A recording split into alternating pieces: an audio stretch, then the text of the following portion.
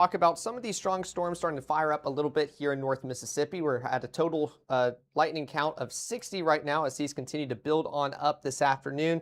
That means these storms starting to fire up and kind of deal with the afternoon heat as its fuel. And the one that we're looking at very closely here is the one in the north portions of Pontotoc County. We're taking a look at this storm continue to build on up, and 60 we were talking about 60 strikes earlier. 51 of them are with this singular storm out there in Pontotoc County. So this one kind of on the stronger side as it continues to build on up this afternoon, keeping our eyes on it in case it does decide to go severe. But we can definitely take a phenomenal look at it here with our Pontotoc camera, kind of dumping that heavy amount of rainfall. That continues to be one of our primary threats, along with wind gusts and the potential for some hail, which I know we're already starting to get some of those reports sent in. So we'll make sure to cover that here in the next few minutes. But I mean, we can already see a flash of lightning out there with our Pontotoc camera.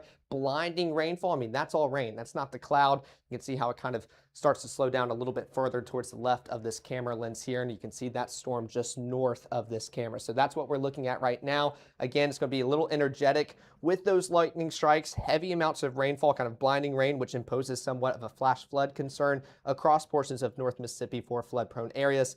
And also we're dealing with some hail as well. And that's what our meteorologist, Gabe Maynor, already has a report that was sent in with the Mississippi Live Weather app. What are you looking at, Gabe?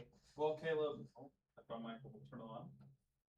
There we go. So Caleb, what we're looking at, this is hail over in Ecru, and what, let me make sure I give credit where it's due before I continue on too far. Karen submitting this photo, and while we take this full screen here for a moment, you can see how the hail is getting up in excess of about a half of an inch there. Let's change this back to our other shot here. You can tell that because we have the quarter, which is 1 inch in diameter, the hailstone measuring about half of that. So a big thank you to Karen in Ecru for submitting this photo. And if you have any reports as well, send that in through the Mississippi Live Weather app, and we'll forward that along to the National Weather Service because they have eyes on this storm, and the fact that it is producing some of that small hail is definitely something to monitor as those storm tops do start to increase. But Caleb, you're getting a view over there of some of the heavy downpours as well as some of the gusty winds and unfortunately the hail attached to it. You know, those latest scans, lightning continues to be an increasing factor as well, showing that that storm potentially is climbing once again. No, that's exactly right. That also shows that this storm still very energetic, kind of continuing to build on up with its strength. And one thing that you just talked about was kind of how tall these echo tops were. And this storm already pretty impressive. Let's take lightning off really quick to see if it's hidden. That's a good sign. We were talking about some of that brighter pink showing up, which means that the storm tops were reaching all the way up to 60,000 feet. And we're already seeing that go back down just a little bit. So hopefully that means the storm's already built up as strong as it can. We don't really want to see it continue to build on up, but we're still talking about 50,000 feet as a special weather statement is issued behind the scenes. And oh, there we go. Well, there's that bright pink we were just talking about. So this storm continuing to build on up and really strengthen with that updraft. And that's what kind of forces those rain droplets up, that hail up. And I think we actually just had maybe rumble of thunder or some trucks outside, but we're still going to deal with this shower and storm in the north portion of Pontotoc County, affecting you guys out there in Ecru where that hail has dropped. So let's take a look at our hail swath here with our Mama Justice Doppler radar. We are starting to see some of that pop up here with that storm, again in the possible range, but we've already seen that report come in. So definitely starting to see some of that play a factor today. But if we were to zoom out here for all of North Mississippi, again, especially for the northern portions where we're expecting these showers and storms to start building on up,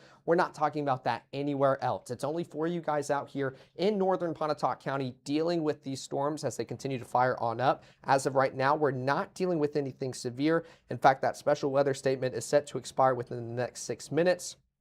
So hopefully we don't see another one get issued, but that's typically what we see right before, or a storm is kind of just right on the cusp of severe weather limits, but thankfully that's not the case as of right now. But let's zoom out again here in North Mississippi. We're not dealing with widespread storms or showers just quite yet. Those will continue to kind of bubble on up later on throughout the afternoon into the evening, and unfortunately later on tonight. But we're still dealing with that shower out there in northern Pontotoc County. The rest of North Mississippi continues to stay dry. We're still dealing with some of that dangerous heat across our viewing area with heat advisories in place. place. Thankfully, not really talking about extreme heat warnings, but did want to come online really quick to talk about that shower, continue to look at it until we can start to see it kind of start decaying, and definitely don't want to see it build up anymore. So we're still talking about 85 lightning strikes now. So those just continue to really climb with this storm out there in Pontotoc County, and 74 of those 85 are already taking place within this storm. So let's see if we can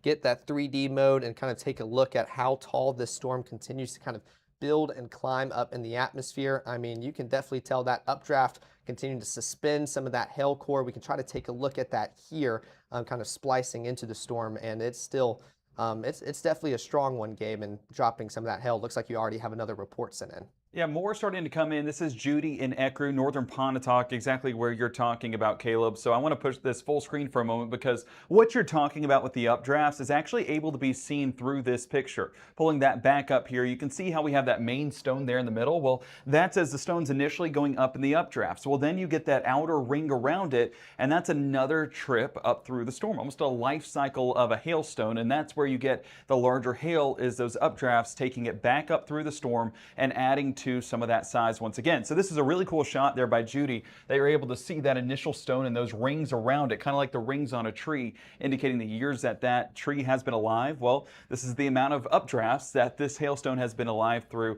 and the fact that that's reaching all the way to the surface, it's forming some large hail aloft. A little bit of that melting as it reaches further down, but Caleb, that's exactly what you're talking about there with the updrafts, and definitely a factor. And this is one of the severe weather parameters that we've been looking at: hail, wind, and we have the latest on those risks getting upgraded earlier this morning to level 2 for that potential as well. Yes, that's exactly right. We did see that level 2 severe weather risk get issued. Now, thankfully, that was more for the wind threat instead of hail. That has remained kind of the level 1 threat for North Mississippi. So wind, I guess that threat has continued to increase in confidence as far as just seeing maybe potentially more reports associated with some of those thunderstorms, especially as they continue to build on up. That's what we're seeing out there in Pontotoc with that updraft already forming some hail. But what we talked about a lot yesterday is everything that goes up eventually has to come down. And that's where we see the severe weather occur, when it just kind of starts to its decaying phase, losing its momentum. It dumps everything it has in store. So hopefully we're not going to see this storm continue to build on up too much more. We can actually take a look out here in New Albany. You can see some of those gray clouds in the background. And again, this is some of that heavy rain. You can tell that it's rain because as you look towards the right side of your screen, take a look at how it kind of stops, starts thinning out. You can see some of those rain bands, and then we're seeing those clearer skies, or at least you can see a little bit further out along the horizon. So we're dealing with blinding rainfall. This is that rain that when you're driving to and from your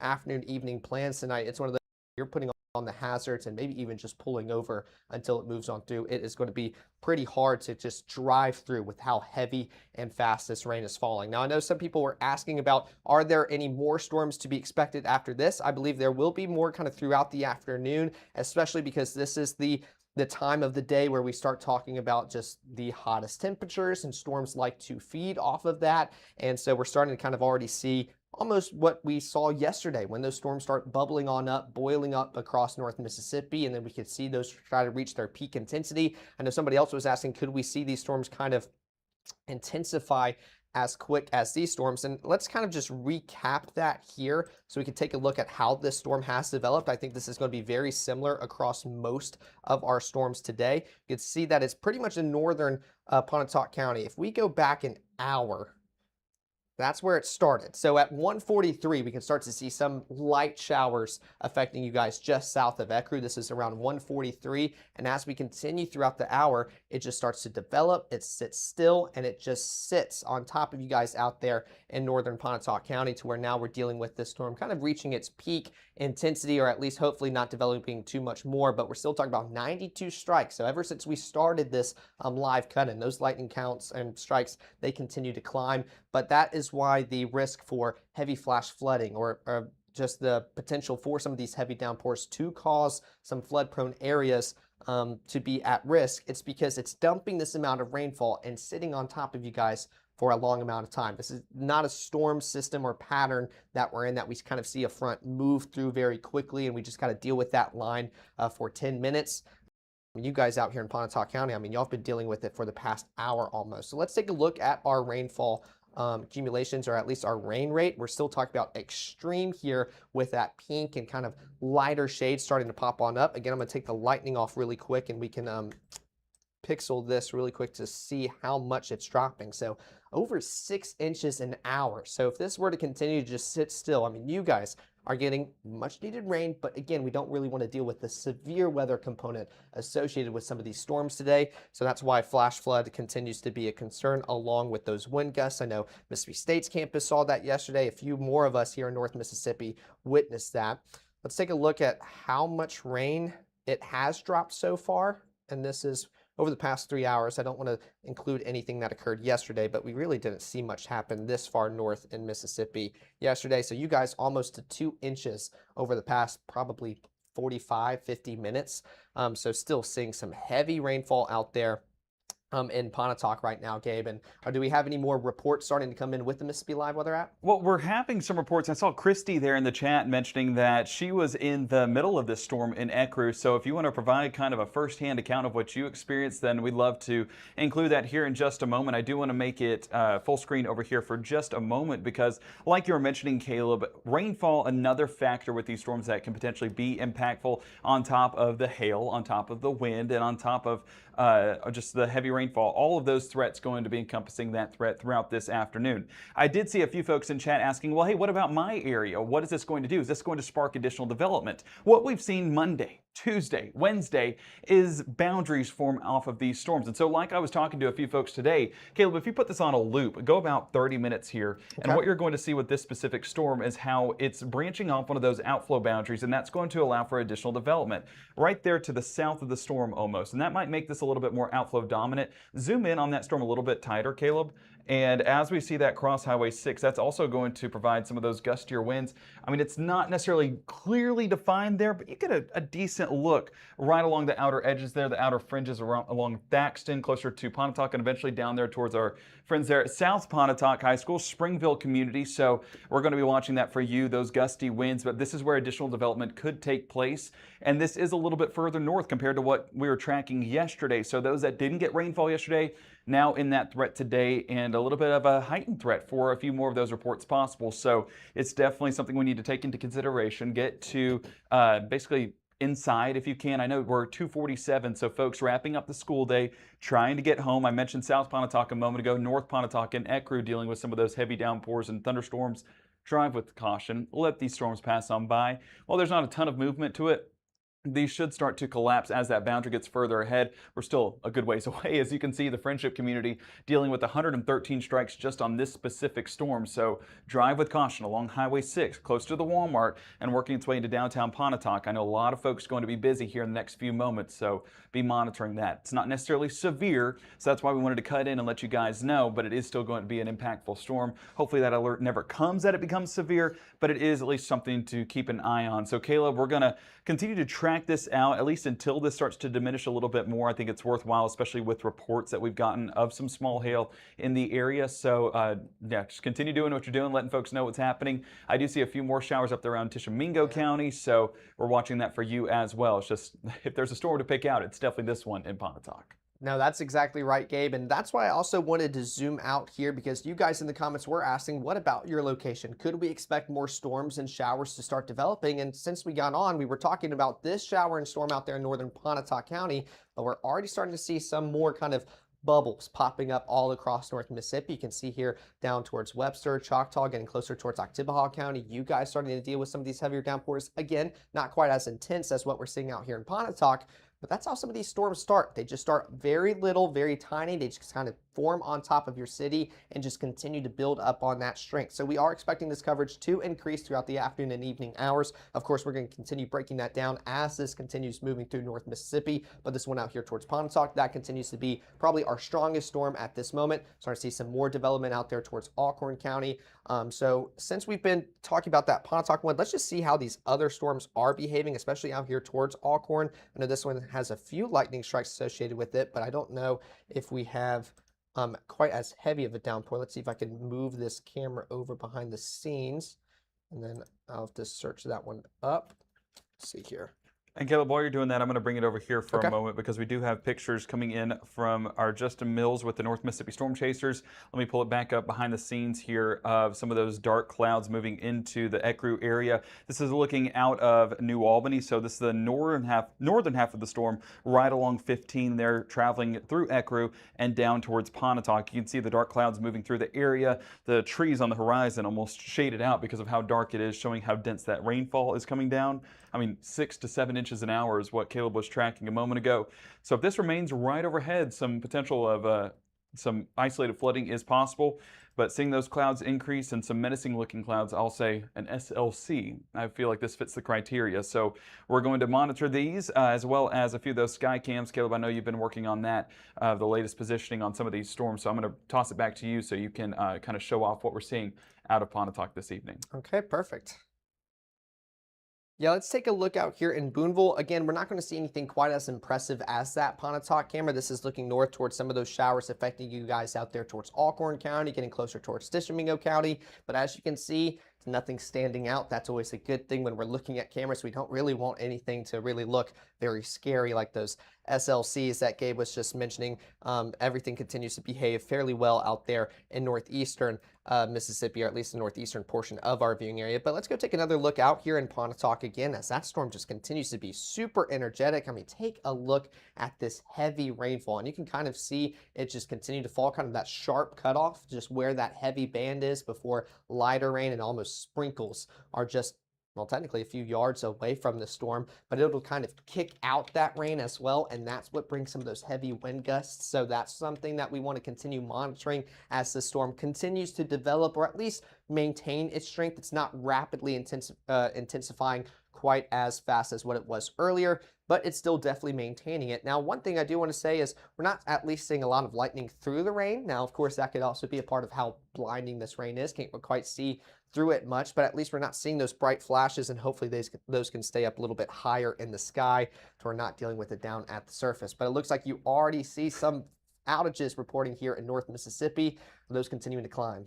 Well, I'm laughing because you're over there talking about how the lightning isn't exactly visible, but within the Yep. storm itself, you can see there is a good amount of lightning. We have 258 outages just north of Pontotoc there in the Friendship community. Let me take this full screen to show you guys the latest on the Pontotoc Electric Power Association map. And that outage map does continue to see those numbers increase, especially right here along the Friendship community. You can see Highway 6 right there. It's positioned right north of the Pontotoc County Airport and working its way along 15 closer to Ecru. 258 outages reported there. And even the small blue box, I want to make sure I get that number exactly right, but anywhere from 10 to 49, well, we're right in the middle at 35 outages, and that's right along Highway 15. That would be not too far away from the Walmart there, looking at the latest. I just know from traveling back and forth to Oxford and back to see Annalise that familiar with the positioning right along Highway 6. So yeah, that's close to the Walmart. Hopefully the Walmart still has power, but for anyone that's traveling on the northern side of Pontotoc, watching that for you. And I did look at those reports just a moment ago, Caleb, and it does look like those reports were coming in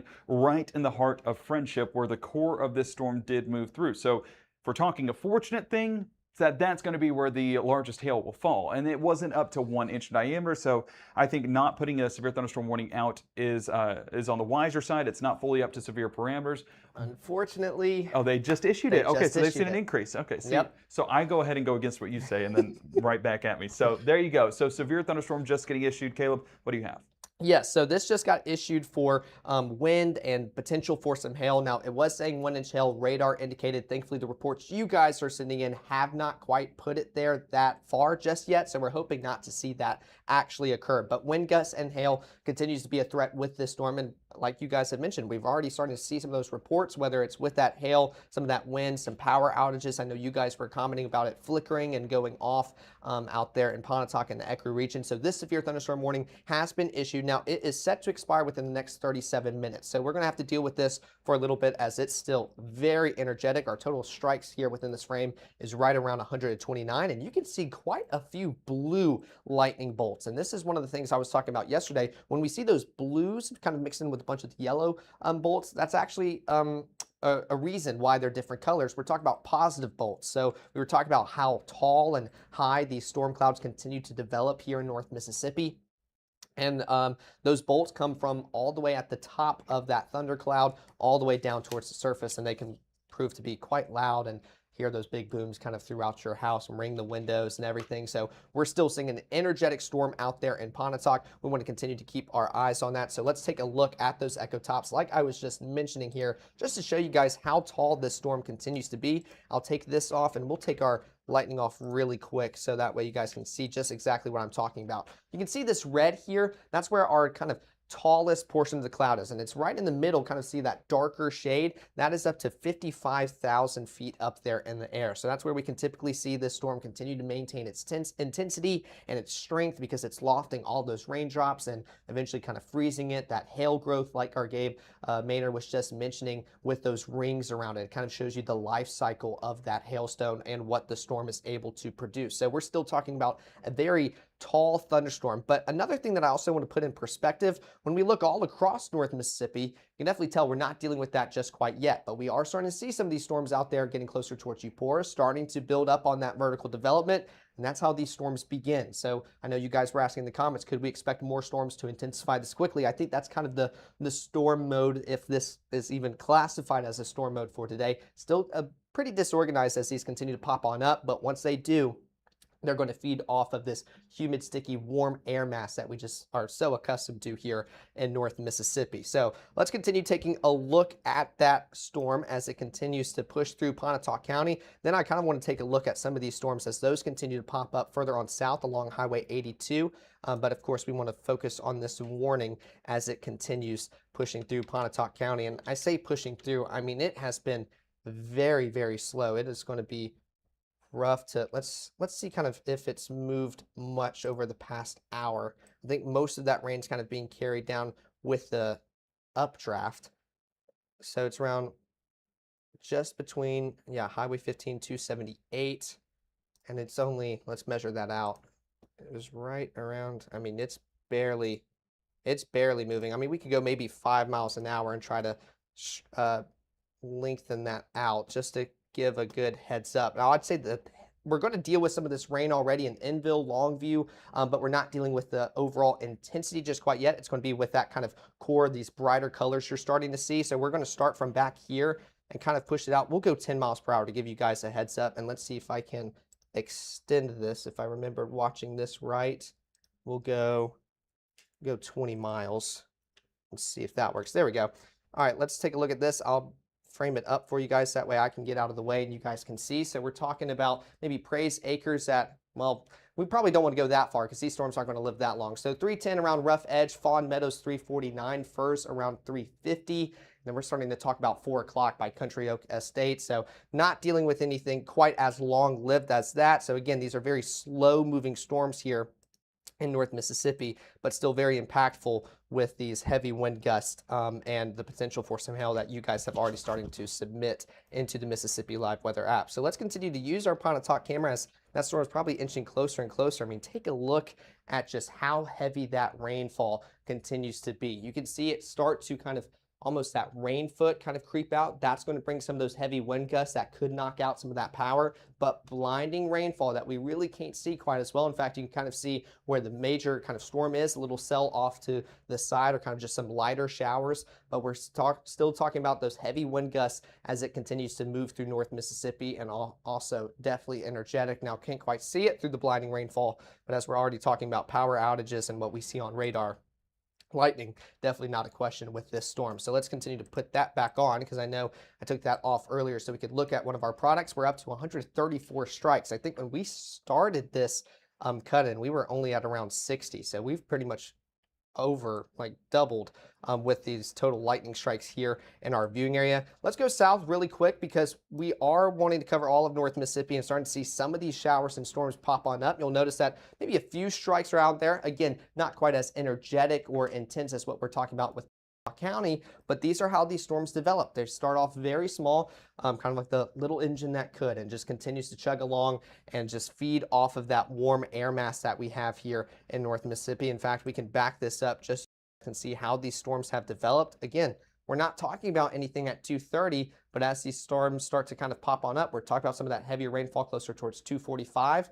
It just sits on top of you guys out there just south of Highway 82, next to the Highway 15 corridor as well. That's around 3 o'clock now. So that's the current look at it, but starting to see some of those brighter colors start to return as we're talking about heavy rainfall and the potential for some hail to start to develop. That continues to be one of our threats today. But as of right now, again, I can zoom this back out for all of North Mississippi. We're only talking about one severe thunderstorm warning ongoing at this moment of time. It's for you guys out there towards Pontotoc County. I know somebody else in the comments was asking, what about Lee? Well, this storm is on track to make its way further and further eastward. Again, moving very slow. If we were to start talking about some of those showers and storms, that's going to be later on throughout the afternoon and evening, where we're going to continue talking about these storms to develop. Gabe, what do you have for us with your latest reports? SLCs, they continue to come in. Scary looking clouds for sure. Luckily, nothing tornadic on this setup. I saw a few folks asking there in the chat. Shelby submitting this photo there of the dark clouds in the distance. Now, make sure, I believe this was from Ingomar. So again, looking a little bit on the northern side of this storm,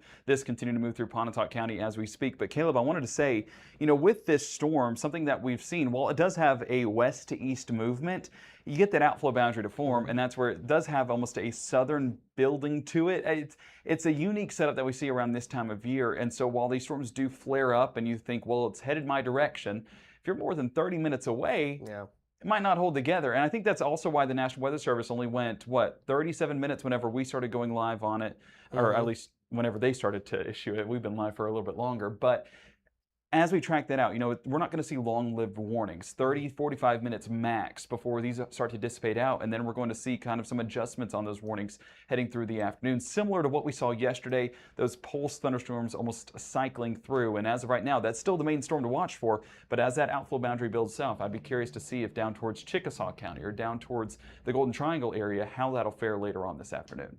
No, that's exactly right. And one thing I want to point out, because you mentioned that, this severe thunderstorm warning that we're talking about, notice it doesn't really go into Lee County when they issued that. This started in Pontotoc, and it's only for you guys in the northern half of the county. So not expecting the storm to continue kind of moving at a quick pace. These are very slow storms. This is honestly kind of the same setup that we've had to deal with for our Monday, our Tuesday. These heavy downpours and just showers and storms continuing to just pop on up and just sit on top of our respective city and location. So we're going to continue to deal with that today, hoping to see that severe thunderstorm warning kind of get, I can pull that up, to not be as long-lived, but these showers and storms, they continue to be, unfortunately, just a nuisance as we go about our day. Now, let me pull up the chat here on the full screen. That way we can see your comments for y'all asking any questions. I'll be in the Golden Triangle area rating. I know you guys could see some more showers and storms. I'll zoom this back out while we take a look at North Mississippi and your questions and comments. We're starting to see some more of those storms continue to build on up just a little bit. Trees were down, so that was a pretty severe storm. So it looks like maybe somebody's commenting on trees already being reported. So if you have a location, I guess that was maybe somewhere in Pontotoc County, if you're talking about today's storms, make sure to send that in either through the Mississippi Live Weather app or through our comments. That way we can get that reported to the National Weather Offices. Everybody's saying hi, everybody's watching. Everybody looks like they're doing good so far. Power flickered on Andrews and Ecru, so continue to deal with some of those power outages here in North Mississippi. And hail on Maggie Drive in Pontotoc as well. Seeing that report there in the chat. I believe, I don't have a name on that. April saying that. April, if you want to send an estimate on the size of that, we'll forward that along to the National Weather Service because, as your reports come in, that's something that forwards along as well. But we appreciate those reports. Just kind of getting a size on that hail would help out with some of these warnings as well. And I know somebody else just asking in the comments, tornado concern today. That is not a concern. It continues to be wind, hail, and honestly flash flooding, which is how heavy this rain continues to just drop here in North Mississippi. So we're not talking about anything in that nature. And the one in Prentice County, talking about not storming yet, but clouds are definitely taking over. Some of these storms could get on the severe side. Caleb, I think it's worth taking a look at that overall risk, and then we'll jump almost immediately back to these storms, but kind of doing an overall outlook for folks as they're kind of heading home from school or heading home from work and looking at what to expect for the rest of the evening. Yeah, no, we can definitely take a look at that. We're talking about a severe weather risk for today. Now, yesterday when we were talking about that level 1 marginal risk. It was upgraded to a level 2 earlier on this afternoon. So we are talking about kind of an increased confidence on more showers and storms to continue developing across pretty much most of our region here, or at least our coverage area here in North Mississippi. Now, we're not talking about a tornado risk. That continues to not play a factor here in North Mississippi. What we are taking a look at is wind. That really helped bump that up to that level 2, meaning there's more confidence for wind-related reports with these storms compared to everything else. But we are also talking about the potential for some large hail. And you guys have also already sent in some of those into our Mississippi Live Weather app. So we're already starting to see, unfortunately, some more reports kind of come in with hail today than what we've seen the past few days, just meaning that the setup is a little bit more likely for those storms to continue trying to produce some of those hailstones here in North Mississippi. So that's what we're keeping our eyes very close on as we continue heading into our afternoon and evening hours. Like Gabe alluded to, I mean, we're about 2 hours away from rush hour and everybody wanting to head home for work. So still going to have to talk about some of those showers and storms as we get ready for the evening, because I know we're ready to all get home from the workday and ready to relax. So we'll make sure to keep you guys updated all throughout the rest of your afternoon and evening as these storms continue to fire on up. Speaking of that, let's come back and zoom back here towards North Mississippi, where we see that severe thunderstorm warning ongoing, but we're still seeing more showers and storm development further on south along Highway 82, pretty much just north and south of Eupora. You guys starting to deal with some of those as they continue to build on up, but the total kind of energetic factor, or where these storms are a little bit more intense, continues to be Pontotoc County, where we're talking about that severe thunderstorm warning. They're going to continue to shave off the people kind of behind the warning as it continues to move very, very slowly, kind of creep almost kind of that southeasterly direction, especially once that outflow boundary really starts to kick on out. And you can see, especially with how they issued this warning, one thing we were just talking about, it does not extend into Lee County, but take a look at how it's kind of more pointed towards that southeasterly direction, because Gabe was mentioning that outflow boundary that could form, and they typically like to follow it. It acts as almost the mini cold front, kind of force some of that warmer, humid air up to kind of feed into the thunderstorm. And then once we see those outflow boundaries, it'll start to follow that. So it'll have more of that southeasterly motion, kind of almost kind of parallel with Highway 278 as it continues within the next 30 minutes. And our warning, if I remember right, it should set to expire within the next, is it 30 minutes? Okay, now we're down to 23. So yeah, time is flying, but it's set to expire around 3:30. Hopefully we do not see that get extended. But of course, we're going to kind of see these warnings continue to pop up. It kind of maintains its strength before we start to see those its kind of dissipating phase, Matt. Absolutely. And, I think we still have some time.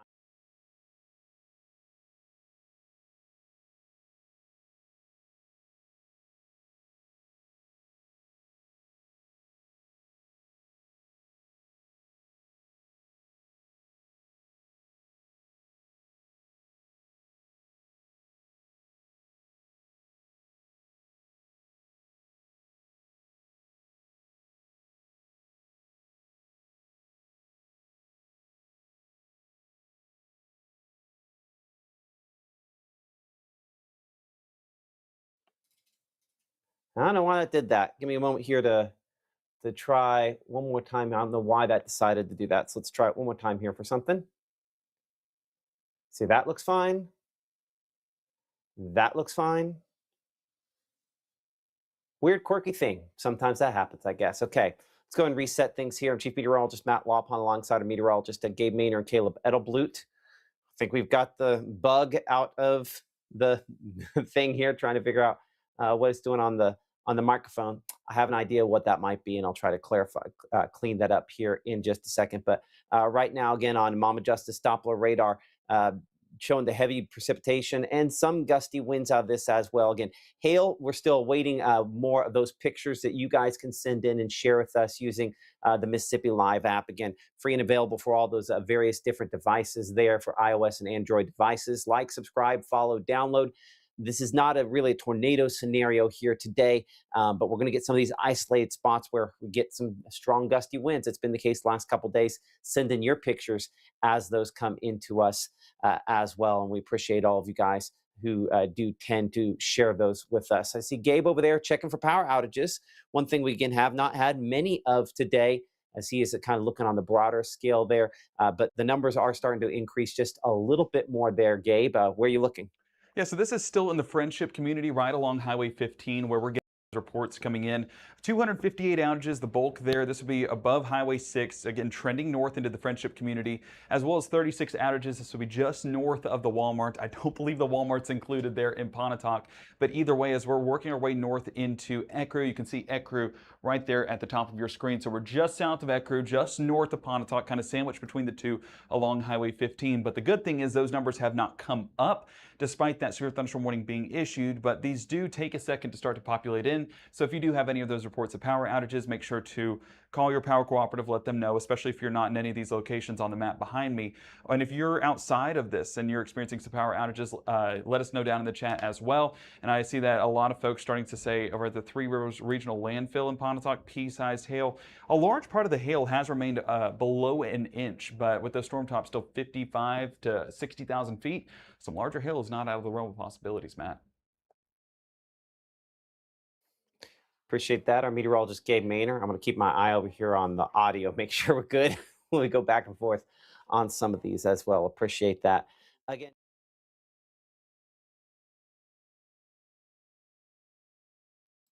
I know the audio's down, Emily. I appreciate that for watching behind the scenes here. I'm gonna have to fix something with this. So, Caleb, I'm gonna send it to you for just a second because there's a way in which my audio should be coding and it's not coding in right. So we're gonna fix that here. It'll take me about 45 seconds or so. Let's start off with this New Albany camera. Again, we can still see some of those heavier downpours, not quite as prominent as that Pontotoc camera, but you can definitely see those heavier bands where it's a little bit not quite as blinding and where those heavier downpours are. So the northern portion of our coverage area continues to see these storms on the stronger side with that severe thunderstorm warning continuing throughout the next few minutes, set to expire at 3:30. So hopefully we don't see that get extended. We have not seen an extension just yet. So definitely some good news. And I will say, based off looking at reflectivity here, it's not quite as impressive as what it was looking like earlier. So that continues to be a positive here as this storm continues to hopefully start its downtrend and we can turn that lightning back on. Well, it's back building. It's back building along the boundary. So your higher storm tops are actually outside of the warning. Mm-hmm. So pull up echo tops. Let me see. Let's assess that. Yeah, so this is outside the warning, the highest part of the storm. And unfortunately, look at where it's going right back into. Yeah, the area that saw the rainfall. So that's where some of those rainfall rates might be getting up in excess of 2 inches in spots. So that's going to be something to watch for, Matt and Caleb. No, Yeah, it is. You know, obviously, the really, really heavy rainfall that these are going to produce. You know, it's the thing is that sometimes you're going to get a really high rainfall rate when you're also getting hail falling. And so that might be one of the things that's kind of overemphasizing some of the rainfall rates on this is, again, that hail that we're looking at as well. Sometimes we call that hail contamination on that. But certainly, as you'll note here, the main storm's kind of coming down. That's what happens with these pulse severe thunderstorms is that they pulse up and as they go through a main collapse, you get the damaging winds, you get whatever hail is going to fall out of them, and then they kind of complete that collapse. That's partially where this is. And that's why in this sort of hail season, we always rely on the three-dimensional look at the radar for kind of the most optimal perspective on how these storms are developing. And so you'll notice in the primary warning area there, I'm going to change this to, say, a 30-minute loop to give you kind of shorter range. And you can see how you had storm number one. This is a completely different storm if we're honest there. So storm number one, again, kind of collapses there. Storm number two developing back behind it. So sometimes we call it back building. It's the exact same spots. So the fact that you back build these storms, same locations, that's where you can potentially get some of that flooding rainfall to kind of come out of these as well. One of the main things, again, we're watching in the chat that you guys are kind of talking with us here, watching from Tishmingo. Again, very active in the friendship community. We've talked about some hail out there. Andy mentioned she blew the cap. In a few locations, that has been the case where we've kind of busted on through. So and Jay says he's here for Gabe Maynor, looking at that. Let's go on the wide shot here, make sure we're assessing all the storms. This is easily our strongest still at this time, though additional thunderstorms starting to get a little bit heavier down Webster County, back toward Carroll County, Winston County. All of these, again, below severe limits, kind of on the latest scans here as well. But again, trying to pop up, again, produce the heavy rainfall that could go along with maybe some hail, but not really seeing any of these that are producing large hail at this point. We appreciate, the way that Mama Justice Doppler radar works for us here. But Gabe, one of the reasons why it's so important to have viewers is they give us on-the-ground verification of what's actually happening. Exactly, and the North Mississippi Storm Chasers always tracking out what's happening in the area. They're an important part of us here at Mississippi Live, and they are sending, I believe this was James sending this photo along Friendship Road in Pontotoc, a picture of a tree that fell down across the road. I do believe that, crews will be able to clear that relatively quickly, but it shows that, it's falling around a ton of power lines. Could potentially knock that over. It just depends on where the tree falls. And we saw it in Kosciuszko yesterday where the tree falls in the wrong direction, could end up on a vehicle. That's why we really urge a bunch of caution whenever you're driving, especially on those commutes home from school, to not be driving through these storms, because it just takes one vehicle traveling at the wrong time for that tree to fall on top of that vehicle and potentially become a very dangerous and potentially life-threatening situation. So we are going to continue to watch this as we go through the rest of our evening, but the fact that we're getting those gusty winds on top of that hail potential. Caleb, your mic is on, by the way. So as we look at this, that is going to be something to pay attention to. More of those dark clouds. In fact, that's some pretty impressive structure there on this storm, I would assume around Pontotoc. This is actually Eupora, so a little bit south there, but it's along Highway 9 and 182. And an interesting thing that you see here is while you do get some of that ridge development at the base, up at the top, you get those wispier clouds. So that shows a weakening phase on these thunderstorms. So the pulse-like pattern that we're going to see on these storms will still apply even to storms that aren't necessarily in that severe thunderstorm warning. So that means you're going to have some storms that get pretty strong, but they're not going to be strong for a long period of time. That's why those warnings are not going to last longer than 30 to 45 minutes, like we discussed at the at the top of the hour. So as we continue to track this out, this warning remains in effect. Let me pull it back up on that full screen of our Mama Justice Doppler radar, and that warning still in part for folks along 6 right towards Furs, Zion, Chihuahua, Longview. But our concern goes back to Ecru and Friendship and northern Pontotoc, where you're going to get those impacts, where the storm tops are continuing to climb. And you could see, I mean, very realistically, a potential extension of nearly that same warning because it's going along that same trajectory there. So it's an unfortunate setup because that boundary will continue to back build more towards the Friendship community once again, or up there towards Ecru. And there's a lot of folks that don't have power right now. So how are you able to tell that there's severe weather headed your way? It's the fortunate thing about the Mississippi Live Weather app. One of the main things that I'm grateful for is if my family ever loses power, they have the app to pull right up and they're able to view it, including the 300 people that are currently without power as we speak, Matt. Yeah, and unfortunately expect to continue to have a few of those numbers potentially go up. So as we talked about a minute ago there, the strongest portion of that storm there in parts of, I guess that'd be Pontotoc County, showing up there with, again, the heavy rain falling out of that one, looking out of that camera there. We might swing the camera just a little bit here. Again, we're appreciate our partners there with the North Mississippi Storm Chasers as a severe thunderstorm warning continues for Pontotoc County until 3:30. Current time is 3:17. Original thunderstorm's gone through a bit of a collapsing phase. As we kind of look back, we're looking toward the northwest. That's that part of the storm where it's trying to fall out of it right now. So at least on this shot here, looking very similar to some of the storms that we had yesterday that produced the sporadic wind damage there. Back over to 3D mode on Mama Justice Doppler radar. Let's go ahead and cut through this using our slicing tool. We're going to do what we did yesterday where the slicing tool decides not to slice. We might have to go to something else, come back. Let's try this real quick. Reset that there. Slice. There we go. Now we know how to get around that next time. But yeah, you can see how even farther behind it, it's not just, that first batch there, but even farther behind it, there's another batch of heavy precipitation kind of angled back behind it. So that's the heavy rain we're looking at there falling. And that's kind of the next batch at the edge there that's probably going to fall as well, pretty close to Highway 9. And again, working its way, generally speaking, kind of drifting back there toward around the Pontotoc area. So I'm looking at the folks there at the National Weather Service in Memphis. Not a lot of reports coming in. Again, our report from the North Mississippi Storm Chasers there in Ecru of that tree that was knocked down. They're also mentioning, again, that redevelopment on the west side of the storm and noting that as well.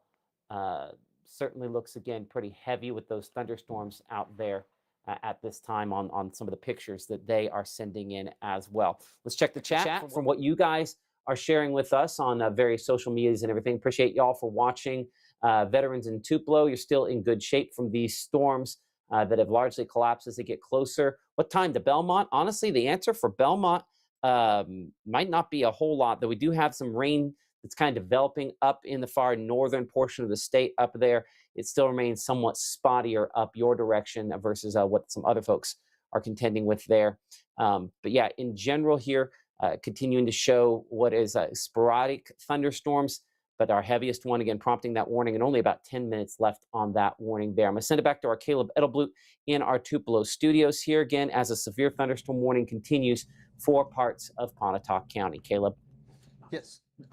Which do you want to do? 2-box? Did you need to come up? No, there's another warning that's about to get issued. Another warning's about to get issued. Is it for this one in Pontotoc? No, it is down south into, I believe, Noxubee County and Winston County. It's about to be issued on that storm. Okay, for the one out here just outside of Louisville, I'm assuming? Yes. Okay, so we're about to see another warning get issued. There we go. Right on cue, Gabe Manor. So we're seeing 2 severe thunderstorm warnings at this moment in time. This one a little bit further south for Winston and into Noxubee County. So let's go take a look at that one really quick, as this one is just starting to fire on up and cause that warning to be issued. You can see, again, we're still talking about kind of these just bubbles starting to boil on up here in North Mississippi, where we're talking about these showers and storms to start affecting us here in our region. So we're starting to deal with that warning, which that is set to expire at 4:15. So hopefully we can see the previous severe thunderstorm warning expire within the next 10 minutes. We'll have to keep all our eyes and attention focused on this one down here. We'll take a look at our threats here.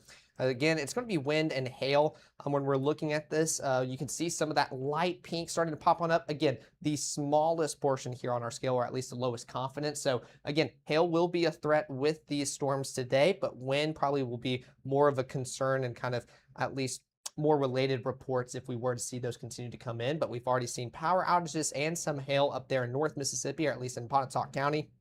So we're dealing with that thunderstorm out there just north of Boone and Ellison Ridge, kind of north of Highway 14. It's almost, again, going to go quite parallel with that highway as it continues to make its way closer and closer towards you guys in May, spring.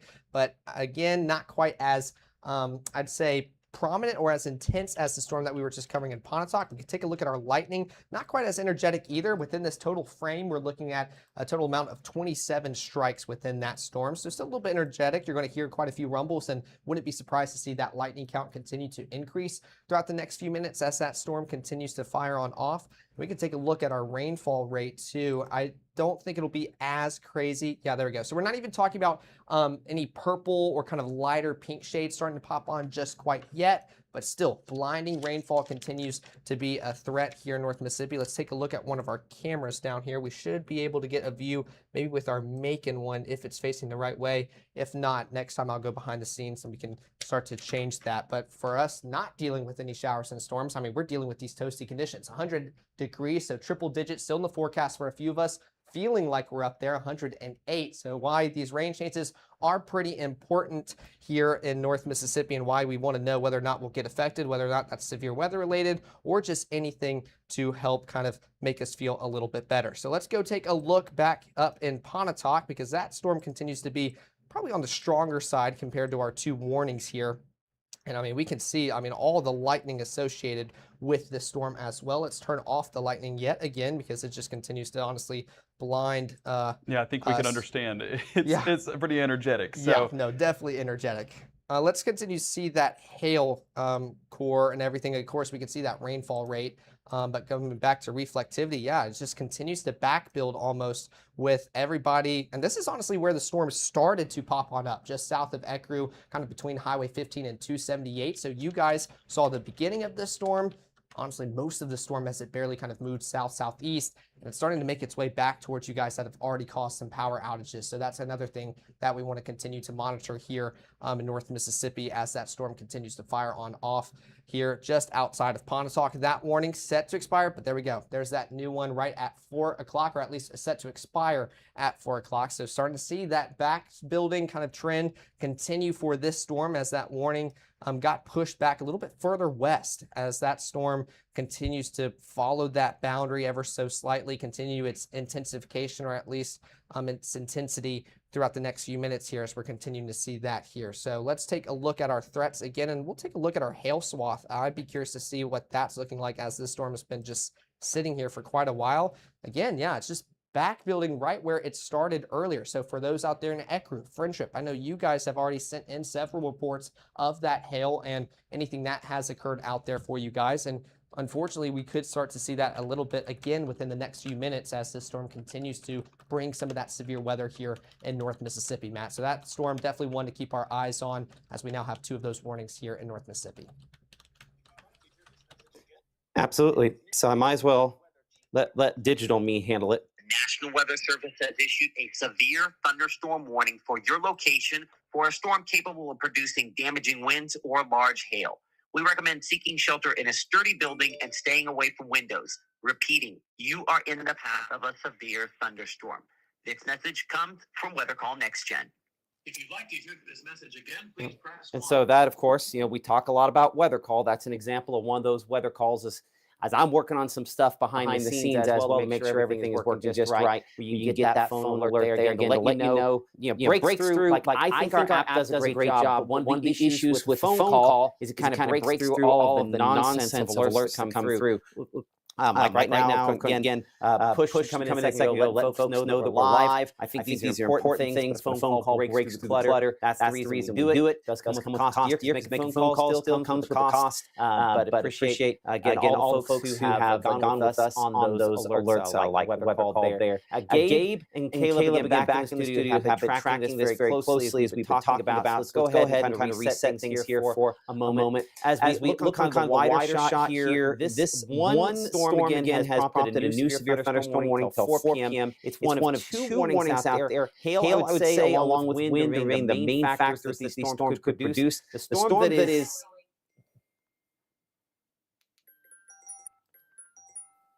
I don't know why that's... Okay, everybody let me know it's echoing. Appreciate you y'all for doing that. So it's coming off of that weather call for whatever reason. It's done that echoing the last couple times. So I'm going to fake it here for a second so I know if we can regenerate it, then I know how to fix it. Give me a second. There's weather call for you, and it's echoing. Okay. I'll worry about cleaning that up a little later. Bring it back to this one.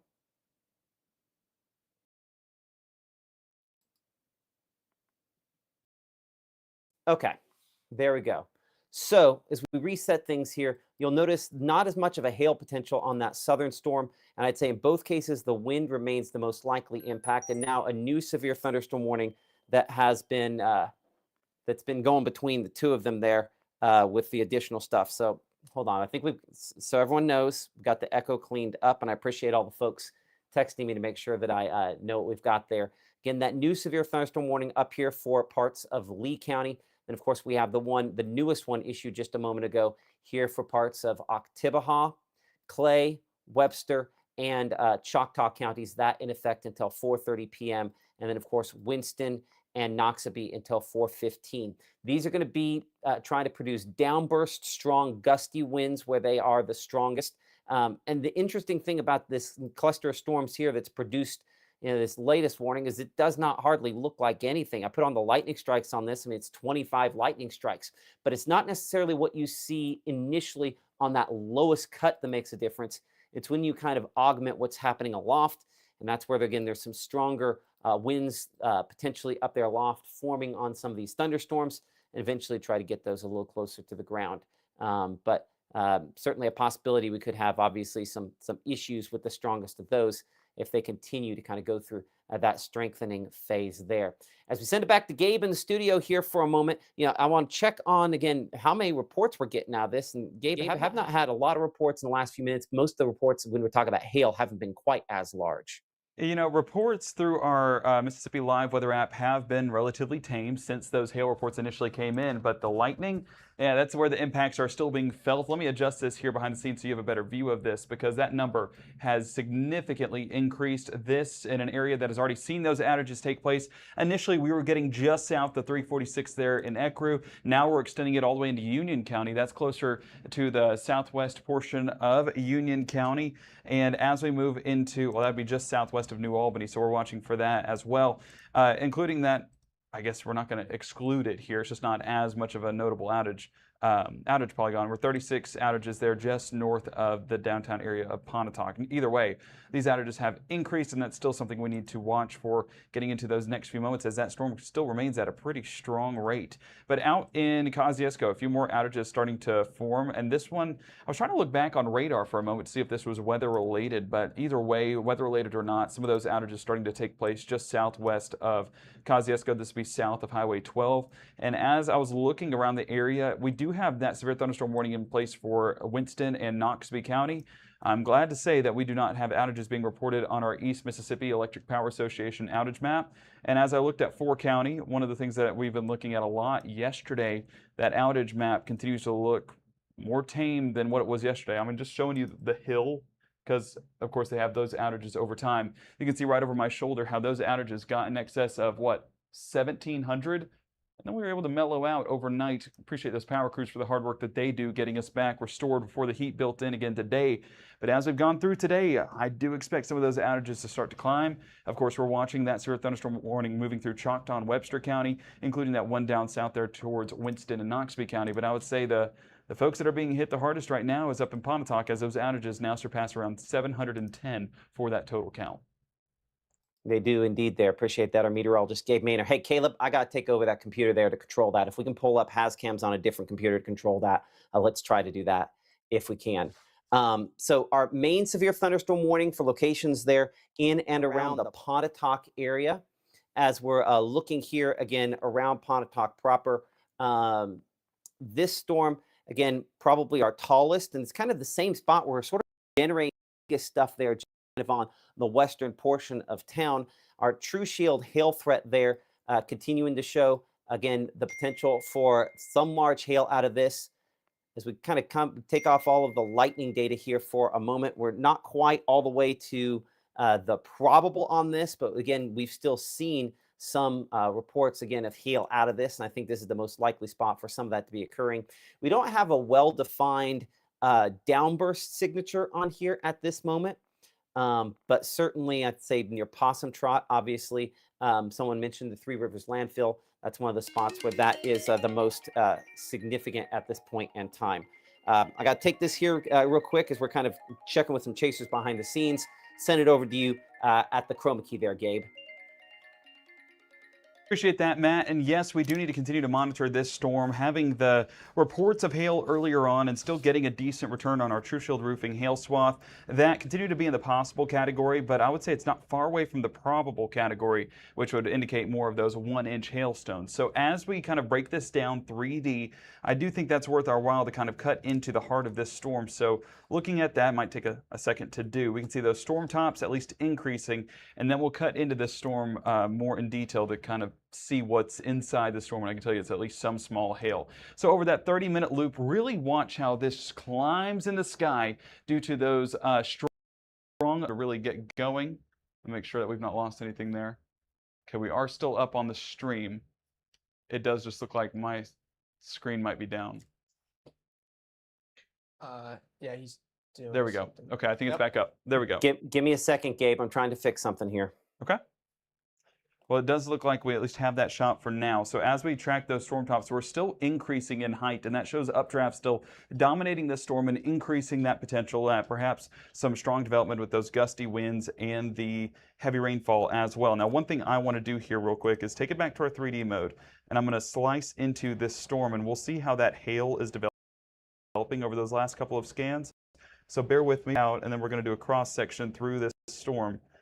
And as we drag that through, I'm going to try to get it to where it gets those storm tops, at least in a general capacity.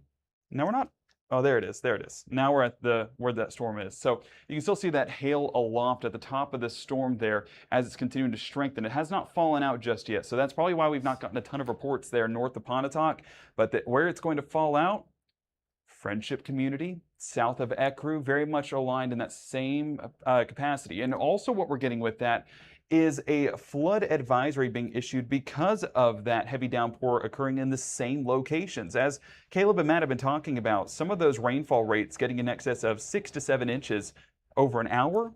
Well, we've been tracking this storm for nearly an hour. So the fact that we're that high, these rainfall totals are really about to increase. Let me go on a 3-hour total there. Probably not doing it justice. Let me go on actually out of our radar site.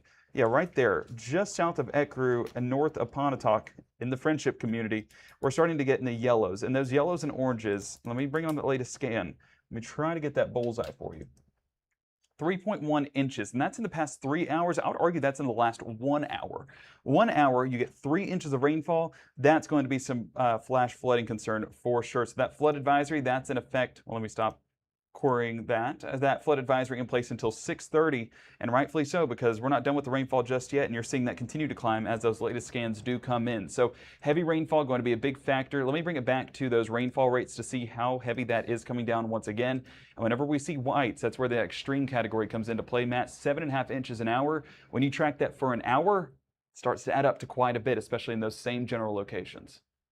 Yeah, exactly. Where it just is dumping absolutely massive amounts of rainfall. And unfortunately, just kind of continuing to regenerate. There's no reason, by the way, to believe that this isn't going to keep producing the heavy rainfall in the same spots. You know, we're looking at that flood advisory where that was located a moment ago there, kind of clearing off all of those sorts of queries for a moment and popping up that flood advisory. You know, the fact that this is kind of regenerating back here again, that's where again some of the hail back here toward Possum Trot and very, very heavy rainfall at the very least is falling, maybe some damaging winds. What has continued to happen, despite the fact that the warning is now, been expanded deeper into, say, Lee County here to the east, is the fact that the storms are weakening before they ever get all the way east here into Lee County. A couple ways in which we can sort of look at that is using our camera network there in the Guntown area. Looking back into some of those thunderstorms there from Guntown at this time. Again, heavy rainfall, very obvious on that shot there. And another shot again from Tupelo, looking back into this as well. Again, yeah, see, that's the thing. The closest one here, this is really fuzzy. Sometimes when we're looking at it, and I think Pontotoc has done a pretty good job of doing it. See how this is just real fuzzy on our Mitchell Cunningham bowling camera on both sides of this as well. And a reminder behind the scenes, we need to put a note down to call to double check these temperatures on some of these with Barron, either after the broadcast or otherwise. But this is not quite as fuzzy there. In fact, you can clearly see the heavy rainfall kind of falling out of this and kind of shoving ahead. So that's some of the more likely part of this thunderstorm here to have some of the wind damage is because of that and the way that is looking right there at this point in time. Again, severe thunderstorm warning until 4 p.m. there in the Pontotoc County area. Other storms, and again, we're just going to kind of have to poke and prod these. Pulse severe storms go from to again in a fairly quick fashion as they kind of ramp up and then go through a bit of a collapsing phase. And then it's early in the collapse that we have the biggest issues there. Checking our True Shield hail threat on this storm here near Mill Creek. Not one that I'm overly impressed with there. Looking at the precipitation three-dimensionally, that one extends up a little bit. The one closer to Lynn Creek is maybe a little stronger. I just don't believe either of these are severe, though. Maybe 50-mile-per-hour winds. There might be more dry air there than what I'm assessing on this. And in this case, dry air will actually help to speed up the way in which the wind falls out of these. Let's double check to see if we have some kind of velocity, some kind of wind signature there that says extreme wind. And that's not something I'd say looking at either of those. So fingers crossed those don't expand. Again, 4 parts there of Winston and Noxubee County until 4:15, a severe thunderstorm warning. It's going to take another generation of the storm, either it to strengthen significantly more or otherwise before that is producing legitimate severe weather. I'm just not sure that it is. To have any kind of heads up warning on these, you have to get them issued far enough in advance. And sometimes pulse severe storms, they don't meet the full criteria. Look 3D on these storms. Clearly the one here near Biwai has already rained itself out. Near Bell Fountain and Clarkson up here, these storms, including the one there along the Natchez Trace, just north of the Cumberland area, those are the ones that are probably more significant, a little bit stronger. 3D look on this, and we'll, I think, slice through that line there. Get a look at the whole thing and double check the height on these. We slide it back into it. Your precip core. We have some brighter pinks, but we don't have a lot that are super strong there. I mean, if that is, ground level, that's 10,000, 20,000 feet. When these peaks are only, say, 10 to 12,000 feet up, That's typically not full-on severe. Now, this could cause some sporadic wind damage at 40 miles per hour. 50 maybe, but 60 typically, it's going to be a little taller than this before that is the case. Looking kind of toward the outsides of that thunderstorm there, I'm going to kind of draw that on that black line you see there, and we can walk up there. So 0, 10, 20, 30, 40, 50,000 or so. That darker gray there illustrating the top of those clouds. 50,000 is pretty high, but we don't have the most intense returns all the way to 50,000 feet. So one of the things that maybe makes that a little bit less intense. Let's check our camera there in the Mabin area, which again is going to be very close. And then we're going to look from Houston as well. So there we are again, looking northward into that from Mabin right now. And at this point in time, just sort of looking at that, that one doesn't look too terribly bad at this minute. I'm going to see if I can pan that up a little bit more here in just a moment. If I can get my alphabet here correct. A, B, C, D, E, F, G. And yes, I still unfortunately have to sing the song in my head. Not perfect, right? Uh-oh. Someone has, I think, moved that at the same time. We're trying to move it there. It's not wanting to go up any more than that for one reason or another. I think I've made it mad. Yeah, but see, still kind of fuzzy on the edge of that. That one's maybe not quite as intense as some of the other storms. In fact, if I kind of swing up northward there to New Albany and check out that camera shot up there in New Albany looking the opposite direction, you can see this is our Pontotoc storm, that this one is a lot heavier looking at this point in time. So I'm going to pan it just a little bit to the right. If we can, go just a little bit to the right. Let's see if we're as far out as we can go. Yeah, let's get this a little wider there. And when this updates, you can kind of see how this is a lot more dense with the rain and or hail that we're looking from New Albany back into Pontotoc County there. And at the edges, where that's kind of wispy there going out, that is the strong gusty winds kind of pouring out of that. Both from this perspective looking south there, that tells us that on the west side, thunderstorm kicking out as well. But you see how bubbly that is right there? That part is kind of is essentially the portion of the thunderstorm that is redeveloping on the backside. And that shows me that there's no reason to believe on what we sometimes call the flanking line, basically the inflow line that's coming off of your screen there and into this thunderstorm and up. That's going to be your next precipitation core that's going to start dumping over the same spot. So we're going to have some real flooding issues if this continues kind of at the same pace here. So this is going to pan over in just a moment. There we go. So that is kind of everything being ingested into this. The next storm developing, the lightning obviously and heavy rainfall behind me there. And you can see that gray, if we were to stay on this camera, you would see that gray continuing to become more substantial as the next batch of rain and hail that's going to be pounding the northwest portion of Pontotoc County is going to be falling out of that one. And this is everything still ingesting in and building. So the building part of these thunderstorms is back in the western part of the warning. The thunderstorm portion that is causing whatever issues is in the eastern, is becoming less impressive, is on the eastern side. I left all of these sort of gray returns showing where the edges of the thunderstorms are on there for a moment.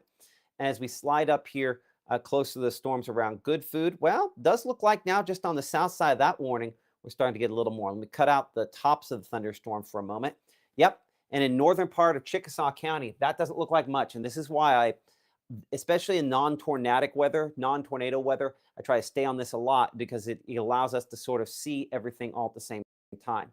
So when we were looking from New Albany for a moment, we were looking at the bright white clouds. That's Axton. That's what's building up. That's hail and everything else building up that's going to drop as it works its way eastward. But then down here, these two that maybe are a little more visible out of our Houston camera. Well, actually, let's watch this in real time for just a brief moment. I might have to swing this all the way around. I know I don't like that where north is not north, but I do think this is probably worth our perspective here for just a moment to hopefully understand a little bit more about what we're showing. Okay, so there we go. So notice how you kind of have the bigger area there, the gap, and then that, right? That's the exact same perspective we were looking at from New Albany just a moment ago here, right? Where you have the big area of gray, and then you have that, right? So this is in real time what we're looking at. So there's your big precip core, maybe some hail, probably gustiest winds. And then this gray here is the stuff all falling out of that portion that is our next part of this thunderstorm that could potentially be damaging wind gusts trying to fall out of that. So that would be your next microburst sort of area. So I'm going to go back and forth between these one more time here. Then we're going to check on what we've got in the studio. So again, there is the main gray that was kind of behind me a moment ago. And then that is the, next part of it that's about to start and continuing to drop whatever heavy rainfall is starting to fall out of it. And then as you saw with kind of the bright white clouds, there's another one back behind it that's developing coming into this storm. Okay, I know that's a whole lot of a whole lot, but these storms aren't really moving a whole lot. So they kind of are dropping whatever they're dropping where it's happening. So Faxton, again, that's where the next batch is. And then we have these two down here in southern Pontotoc and northern Chickasaw County potentially that are going to, especially over Troy there, far southeastern Pontotoc County, just outside the warning there. But this could be some damaging wind, and we'll watch that one around the Tupelo area as well. So this cluster is solidly, let's just go wide to verify it here for a moment, then we're going to go Houston camera. But solidly the group that is the most intense at this point. I don't think either of these down here in this Winston and Noxubee cluster, not a lot of lightning. Those are probably not producing legitimate severe weather. The ones out here in Webster County are getting a little bit stronger. I mean, your eye is just drawn to that batch, right? I'll just step to this side just so we kind of look at this apples to apples. Maybe these aren't apples or cherries, or need to think about a better way to describe it. Sometimes they look like candy corn, but either way, these are storms that are strongest up here farther north. And in particular, those two that we're looking at, again, between really the Good Food area, kind of east of Algoma, northeast of Hulka, are kind of the next batch that are getting a bit stronger there as we do our CAT scan here sort of slice into it. Up there above Troy, we have some hail that's about to probably start dropping there pretty soon, close to Mississippi Highway 41. That would again be the Natchez Trace Parkway there. The intersection of those is going to kind of drift over that intersection within about the next 10 minutes or so. No official warning for you, but just to the north, officially severe thunderstorm warning until 4 p.m. there. We have not had a whole lot of reports coming in. I will say also, it does look like flash flood warning has been issued for the folks there, from the folks at the National Weather Service in Memphis. They have upgraded that because the storm is moving so little, and kind of expressing the thing that Caleb and Gabe were talking about a little bit ago. Those rainfall amounts continue to become more significant out of this, right where that kind of white line's coming out of this. It says severe thunderstorm warning, and flooding rainfall, obviously, to a certain extent, a part of that as well. You can definitely see until 4 p.m. there, 3.6 inches of rain. That is a lot that has fallen in just that spot there. This says past 3 hours, and the majority of that, if I go back 1 hour, that's about an inch and a half almost. Excuse me, that's a 30-minute loop. Let's make this a full hour loop. 1 hour ago, it was 1.1 inches estimated. Now it's 3.6. That's 2.5 inches measured on Mississippi Live here in the last hour. So that's pretty significant. And that's the reason why there's probably going to be some flash flooding issues. In fact, I think we're going to probably send our meteorologist, Gabe Maynor, out to get some more information there because of the flash flood warning that they're looking at. He's going to try to go down around Highway 15 and sort of take a look at that. Of course, be safe, Gabe. We appreciate that. Caleb does have some pictures there we're looking at behind the scenes in our downtown Tupelo studios, again, of the building storm.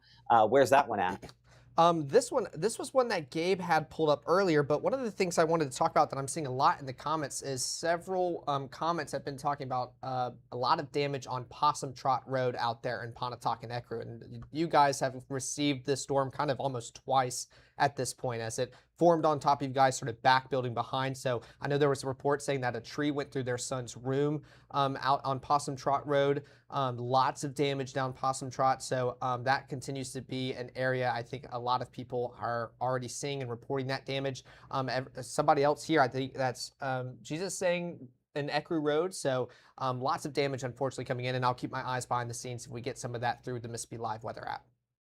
Appreciate that. Yeah, let's go ahead and check. I'll bring that chat back up. Didn't mean to pull that down on you just to right there. Yeah, Jesus looks like a Friendship, a bunch of hail still falling there. Hey, Jesus, if you let us know, how large that is, of course, that's something we'll pass along to folks there at the National Weather Service as well. Another warning for the storm developing northwest of the main storm. That's what we're we're looking at? Say again, Leonard. I have something from Jesus. I'll pull up in a second. Okay, so we'll have a video coming up on that here in a couple of minutes. I'm gonna have to get something routed with that, Emily, so that that actually pops up on there. So I will work on that as well. Caleb, let's send you to Chroma here for a second. I gotta fix something that I broke yesterday so that we can record behind the scenes. So I'm gonna send it over to you. A new severe thunderstorm warning coming out on the northwest side because again they're catching all of the back building the storm is producing. Yes, no, that's exactly right. And we're seeing several reports of hail be sent in through the Mississippi Live Weather app. So I know you guys were asking about that in the comments. If you have any reports, make sure to send it in through the app. Don't go out searching for it, of course, but if you're able to do so in a safe manner, that lets us know what these storms are capable of and what they are actually producing. And unfortunately, we continue to see that hail continue to be a possibility. There's now another severe thunderstorm warning that has been issued for you guys out there in Pontotoc, and it is extended further out west. So we're continuing to see this continue to backbuild like our Chief Meteorologist Matt Lobban was just discussing. This will expire at around 4:30. So now we're an hour later than when that initial warning was set to expire, just to show you guys how much rainfall and how long these storms continue to sit on top of you guys out there in Pontotoc County. So this just continues to be a mess with just how much is occurring with this storm. So let's continue to look at kind of the threats that are ongoing here. That is one thing I always like starting off with, and you can definitely tell that we are talking about hail a lot more today. Take a look at that purple. We're starting to talk about those darker returns here. Thankfully, a better scan here, which means that it's starting to hopefully maybe, well, unfortunately, it'll drop the hail, but we don't want to see that continue building back up. So we can even go back just a scan or two so you guys can see what I was just talking about. So that's starting to show that increased confidence ever so slightly on our scale here. You're kind of seeing those darker returns. So hail, unfortunately, definitely one of our concerns with this severe thunderstorm warning out there in Pontotoc County. But with that latest scan, starting to see better returns. But again, if we're not dealing with that hail, heavy wind, and just blinding rainfall continues to be an issue. We can see there with that warning here, which I don't know if I'll be able to kind of get that flash flood or aerial flood advisory here, but we're still dealing with just several amounts of flooding. So yeah, flash flood warning. So the aerial flood advisory, they went ahead and nixed when they upgraded the flash flood warning. Okay, that makes perfect sense, unfortunately. Yeah. So yeah, no, we're dealing with just unfortunately lots of rainfall out there. So that continues to be a big concern, Matt. Yeah, exactly. It's kind of those dual concerns. You know, folks there talking about, again, near Possum Trot Road and Friendship, under one of the strongest parts of this thunderstorm. National Weather Service, I think, probably looking at and talking to the same folks that are kind of messaging us here in the Mississippi Live app, as well as on Facebook and Twitter and YouTube. Of course, you could send in your reports on those different platforms. You can like, subscribe, follow on any of the things that you see below me here, including, of course, our apps for Roku, Apple TV, and Fire TV. Appreciate you guys for sharing those reports with us here. And again, hail, some reports there, but the same part of the thunderstorm that would be what we call, you know, the hail core, where it's going to try to drop whatever it's going to try to drop out of it, is the same part of the thunderstorm that's going to produce the damaging winds. That's the part that just kind of keeps redeveloping near the Buchanan area, Esperanza, close to Thaxton, and around Ecru. We'll make this loop here a 1 hour loop. You'll see it's basically been the exact same spots over that entire hour time, just sort of regenerating here over and over and over again. And no reason to believe it's necessarily done at this point. So the newest severe thunderstorm warning until 4:30 p.m. on the west side here, and rainfall totals before this is all said and done. And let's make sure we emphasize this. You know, we show now every time we're going to check this, that number is going to go up a bit more. I found now up to 4 inches. Remember, that was close to about 3.5 inches a minute ago there. The highest number I'm getting now, somewhere around 4.1 inches of rain over that point in time. So that is pretty significant. And if you look at where that is versus where the heaviest rainfall is, there's probably another inch out of this here. That's probably going to take you close to 5 inches before this is done. Some hail contamination, but that's going to be some real flash flooding issues. And that's just assuming that we're done after this one is done. And there's no guarantees that's the case. Best way for us to look at that is probably using our camera there in New Albany, looking at it. See, and that's that latest batch we were talking about earlier, just bam, coming out of that, right? And you can see how it's spreading even on the backside. And we, from perspective, we might not be nailing that right. It might actually kind of be spreading northward closer to Ingomar as well on some of that wind, despite the fact it's mainly up there. But we talked about a minute ago, this is all the development section. Everything's coming up into this, right? So we still have more coming up into this. There's no reason to believe that this couldn't be 6 or more inches of rainfall there for some sections of northern Pontotoc County on top of the wind, on top of whatever damage that storm's trying to produce for some spots there as well. Again, send those through the Mississippi Live app if you're able to. Certainly it makes a big difference here. Appreciate Michael for sending that in, and for Justin Mills, again, one of the North Mississippi storm chasers there. And as you can see next to me, assume I get my arms right here at some point. I've been pointing for 20 some years. I still can't get the right direction sometimes. Folks at the National Weather Service in Memphis, again, watching your reports as well. Up to penny-size hail. Jesus reporting this, that I think close to Possum Trot Road. Again, you're right hunkered down in the middle of this, unfortunately, severe thunderstorm that is impacting you. We have some other warnings out there where we'll look at more detail here in a minute, but this one has clearly been very effective at producing wind damage, and certainly could potentially as well. From Tupelo, not as obvious a perspective. Let's go to Pontotoc, right underneath it. I know it might seem odd that I have not been on the one that's right underneath it, but New Albany, I think, gives us a clearer picture of the overall of what's happening. But obviously, and Pontotoc, this camera is kind of on the south side of town, so I say it's right underneath it. No, it's at kind of the edge of it, but it's not directly beneath it. Let's go ahead and pan this over a little bit. And you can see, again, from the opposite perspective, what we're looking at there, again, that is the massive rain and hail and everything just plummeting out of this storm there. And then, of course, we have what's back here, and again, kind of rotating out of this, pushing out of this as well. So severe thunderstorm there for Pontotoc County. Very strong gusty winds coming in with this as well. I'm going to bring up our Emily Leonard here, who is been getting us some video here behind the scenes. I'm going to pull her up so she can tell us a little bit about what we're going to see here of some video that you have sent in. I believe this is from around the Ecru area. This might be Jesus's video. Emily, is that what we're going to see here in a second? Can you hear me, Emily? Can you hear me, Emily? Yes, this is from the Ecru area in Pontotoc County. Yeah, that's what we're going to see. Jesus Romero sending in some video. I can't hear.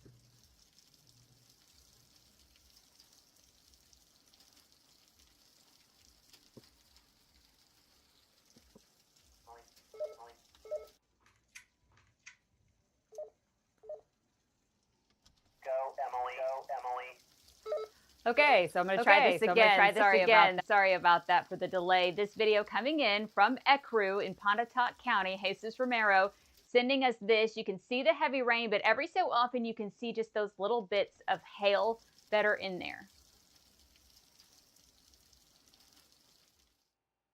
So obviously some really, really heavy rainfall kind of falling out of that storm as well, Emily. You know, that's the thing. It's kind of, that doesn't look like he's in Ecru directly under the worst of this there. So certainly has potential to be a pretty rough storm, right? That is right. Okay, appreciate that. All right, Emily Leonard there reporting. Hey, here's what I need you to do in a second here. Emily, I want you to hit the flush it button and redo it button, and hopefully that'll reconnect here in a moment. So we'll talk here a little bit later so we can hopefully clean that up here. Current time is now, we're at 3:57. Again, this is in Pontotoc County, looking at a severe thunderstorm producing potential for damaging winds and straight up flooding rainfall there out near Possum Trot in the Turnpike community there just north of 278 Highway 6. That is obviously a very heavy thunderstorm with everything that it's trying to produce. We do have a severe thunderstorm warning. It does clip Lee County here on this, right? But to be clear, we don't have any of this really making its way into Lee County at this point, outside the far southwest corner of Lee County, southeastern Pontotoc, and northern Chickasaw there, with some of the thunderstorms that are definitely producing, again, a lot of heavy rainfall with that as well. We'll look three-dimensionally on those thunderstorms. And again, those look a little more impressive now down here into Webster County. I'll say I still don't believe any of these down in Winston and Noxubee counties that those are overly strong at this point in time. But here's an example of some of the hail that we are getting out of a few of these storms. Our meteorologist Caleb Edelblut, again, tracking that down in our downtown Tupelo studios. Caleb? Yes, unfortunately, hail continues to be a big concern with today's setup. I know we've dealt with some of these strong storms, honestly, Monday through Wednesday, but today we're seeing more and more reports, unfortunately, come in. This picture was actually sent in. They used the description that this is the second round of hail that they have received just due to the back building of this storm out there in Pontotoc County. So they already have a few hailstones out there in their hands. Here's another great example of just the different hailstones that are occurring. You can kind of see some of the drier growth trapping in more air bubbles, the clearer hailstones just with the path that it had throughout the storm. And just, I mean, several reports continue to come in. All of these are from Pontotoc, so thankfully we aren't seeing this quite as widespread here in North Mississippi, at least with all the other severe thunderstorm warnings going on. I'd say the Pontotoc one just continues to really be, unfortunately, impressive with its strength that it has. But yeah, thankfully, I would say most of these hail pictures that we have had sent in, I've not seen any cross that 1 inch in diameter criteria, kind of classifying it as severe. Now, these are still impactful. Don't mistake me for saying that, but thankfully we're not seeing them continue to kind of build up in size, but it is still unfortunate to see this many reports continue to come in.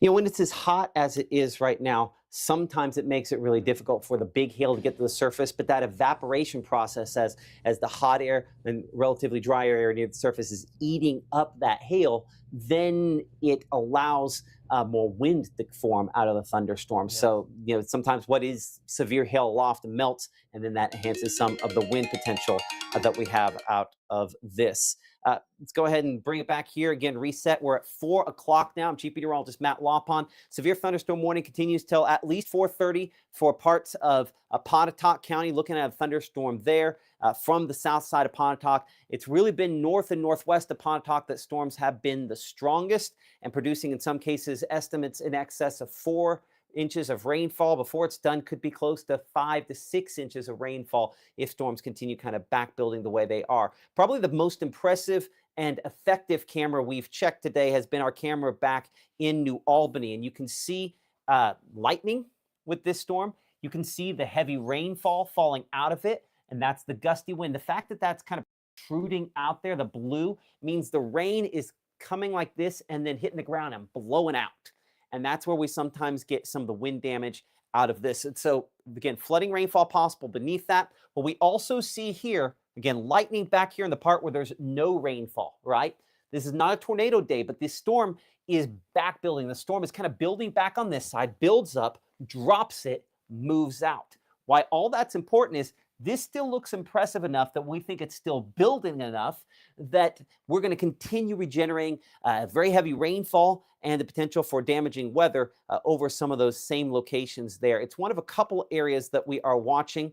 Also down toward Chickasaw County there, looking out of our camera in Houston. Again, doesn't look terribly impressive on this shot here, and it really kind of depends on which angle that we're looking on this here. So our Houston camera, we're presently looking there toward the southeast at some of those storms in the southern part of the county. But if we flip that around toward the west, I guess we got to go south. And so there's some of the other thunderstorms in the southern part of the county. And then looking up north into some of our stronger storms. See, there's a perfect example of it. Let me pop it up here. So you have our main severe thunderstorm, that one that had all the dark gray, the stuff there that hasn't dropped it yet, and then additional storms back to the west that are kind of developing into that storm. So when we start talking 5 inches of rain, which is what we could have, this could be real major significant flash flooding issues for some spots if that continues. Now, I'm going to pan this over a little more as we go toward the northeast. Again, looking through that thunderstorm there, you can see there are additional storms in the kind of northeast portion of Chickasaw County, not perfectly visible out of that there because of the camera looking through the tower. But we do expect that we'll continue to maybe get some hail and some strong gusty winds out of those. As we bring it back over to Mama Justice Doppler radar, as of now 4:03, it's those storms south that are way south there, again, of the Houston area southwest, as we're looking here toward Eupora and Grady and Clarkson. We do have a couple of cameras here that we can check this out with. Our camera there in the Starkville area on the west side of town showing those individual thunderstorms, again, dropping that heavy rainfall. Any sort of dangly stuff you see out of any of these thunderstorms, we are not talking about tornadoes. This is not an organized day. This is a what goes up must come down kind of day. And if it goes up high enough, fast enough, strong enough, when it comes back down, it's going to dump damaging winds. It's going to dump some hail. And so these, as they've popped up, I think this is still beneath it, probably more 40, 45 mile per hour winds, but a severe thunderstorm warning is in effect for western Oktibbeha County. One of the warnings that we are tracking out here with these storms, and again, that comes back here to maybe the possibly 60 mile per hour winds that we have, again, north of Walthall there and out here northwest of Eupora. Compare that, and we'll go and put that into motion. Again, part of the reason I'm not doing a lot of tracking, a lot of times we like to break out the storm track tool and show you exactly where these are going. You'll notice that over the course of their life cycle, they kind of pop up, they might move like 5 miles, right? Like this one here, right? Pops up, maybe 3 or 4 miles west of where it is there, and then just kind of drops it. So these don't move much. So if you see it bubbling up over you, yeah, it's going to be right there. I know that's the least meteorological forecast way I can put that.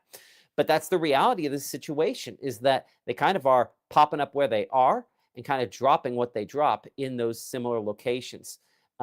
Wider shot here does show continuing to track, again, some storms down toward Louisville, but below severe limits. I think clearly just looking at our red blobs, and that's why I keep it in sort of 3D mode here, even if it's barely 3D. That's why we can kind of identify where some of those stronger storms are. These are the storms back toward Van Vliet. I think Amory or Aberdeen might actually have my best shot of these thunderstorms. So I'll have to make sure these cameras are all pointed the right direction. So that is kind of looking toward the northwest. Look back toward the west and kind of see along the edge of that grouping of storms. I'm just kind of looking up to see how sharp some of the edges are there. Yeah, but that's that general grouping of thunderstorms with heavy rainfall, southern far southwest Lee, northeast Chickasaw County, extreme southern Pontotoc County. That's that one there. A little below severe limits, but could maybe have some 40, 45 mile per hour wind gusts with that, which is one of the things a lot of these storms have unfortunately kind of contended with there. Watching this here for folks there in Ecru, again, some issues possible there. Praying to get some rain. You need some wind there in Amory. I do not blame you as far as that's concerned. Certainly it is hot for a lot of spots. Does look like Michael Bishop sent a damage picture through Twitter. Might have to have one of y'all check on that if you could here for a moment. Go ahead and pass that along here in a minute. And appreciate all you guys for watching from all around the area.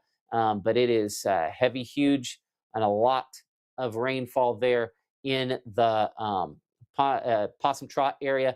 Please let us know how big that hail is, Christy. That certainly helps us. If you can compare it to a coin to get an idea of how strong everything is related to these storms here. Back over to Mama Justice Doppler radar.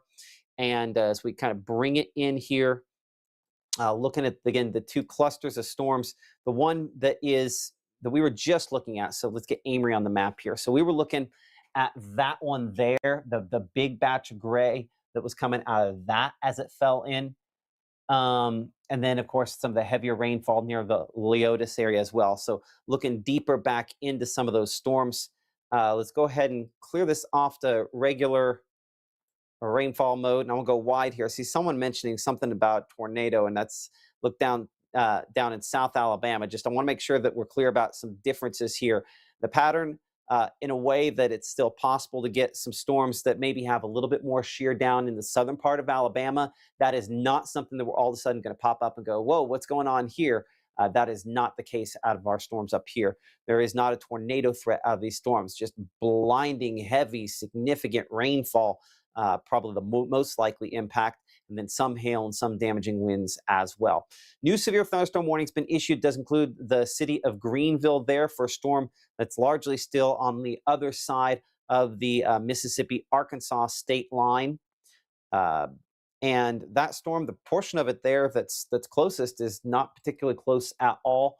Let's make this a loop here looking out of the radar site down there in Jackson. I'll double check 3D to make sure it's not hiding something aloft. It's not. I would say that the portion of this, again, is close to the Greenville area is not my most impressive portion of that thunderstorm there. Bring it back in here to this version for a moment. And yeah, so while that has prompted a severe thunderstorm warning, the portion of that that's there affecting Greenville locations like that is not the most impressive part of that, thankfully. Let's come up to our flash flood warning, and our Gabe Maynard trying to get in position. We'll be watching out for him here in a little bit.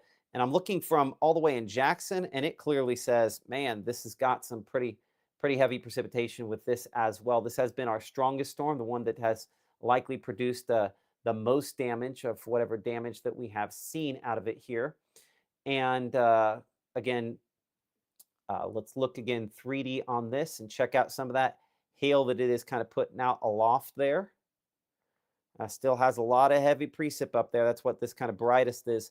But near Possum Trop, really dropping down a lot of heavy precipitation at this point in time. I do want to bring in our Caleb Edelblut. I know you've been sending in some pictures. I saw Andy mentioning that he'd sent in a shot there a minute ago from the Mississippi Live app. And Caleb, I'll see if you can get that pulled up for us here, and we'll talk about that here in just a moment. I don't know that we're getting a lot of pictures.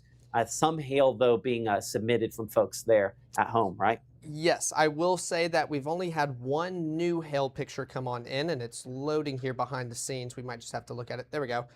So glad to see that that's starting to slow on down. We'll see if that can catch on up. We're talking about almost quarter-sized hail, and this one a little bit kind of there we go, kind of catching up, but not quite as clear with that drier air kind of trapped inside of it. So good news that it's only one more extra picture being added with that hail report coming in. So we'd love to see those continue to slow down. We don't want to see any more hail continue to fall. But another thing I was keeping my eyes on are the outages out there in Pontotoc County. You guys have had to deal with quite a few. We're talking about 718 with the Pontotoc EPA, Pontotoc County coming in at the most. And we can see most of those outages here with the Pontotoc EPA, 673 outages, all within that pink purple kind of shade, and then a teal outage area of 36 out there in Pontotoc County. So you guys continue to get hit the hardest. Going through all the other EPAs we have here, thankfully not seeing anything quite as substantial, but we do see out here in Webster County, this orange area, 169 outages starting to be reported.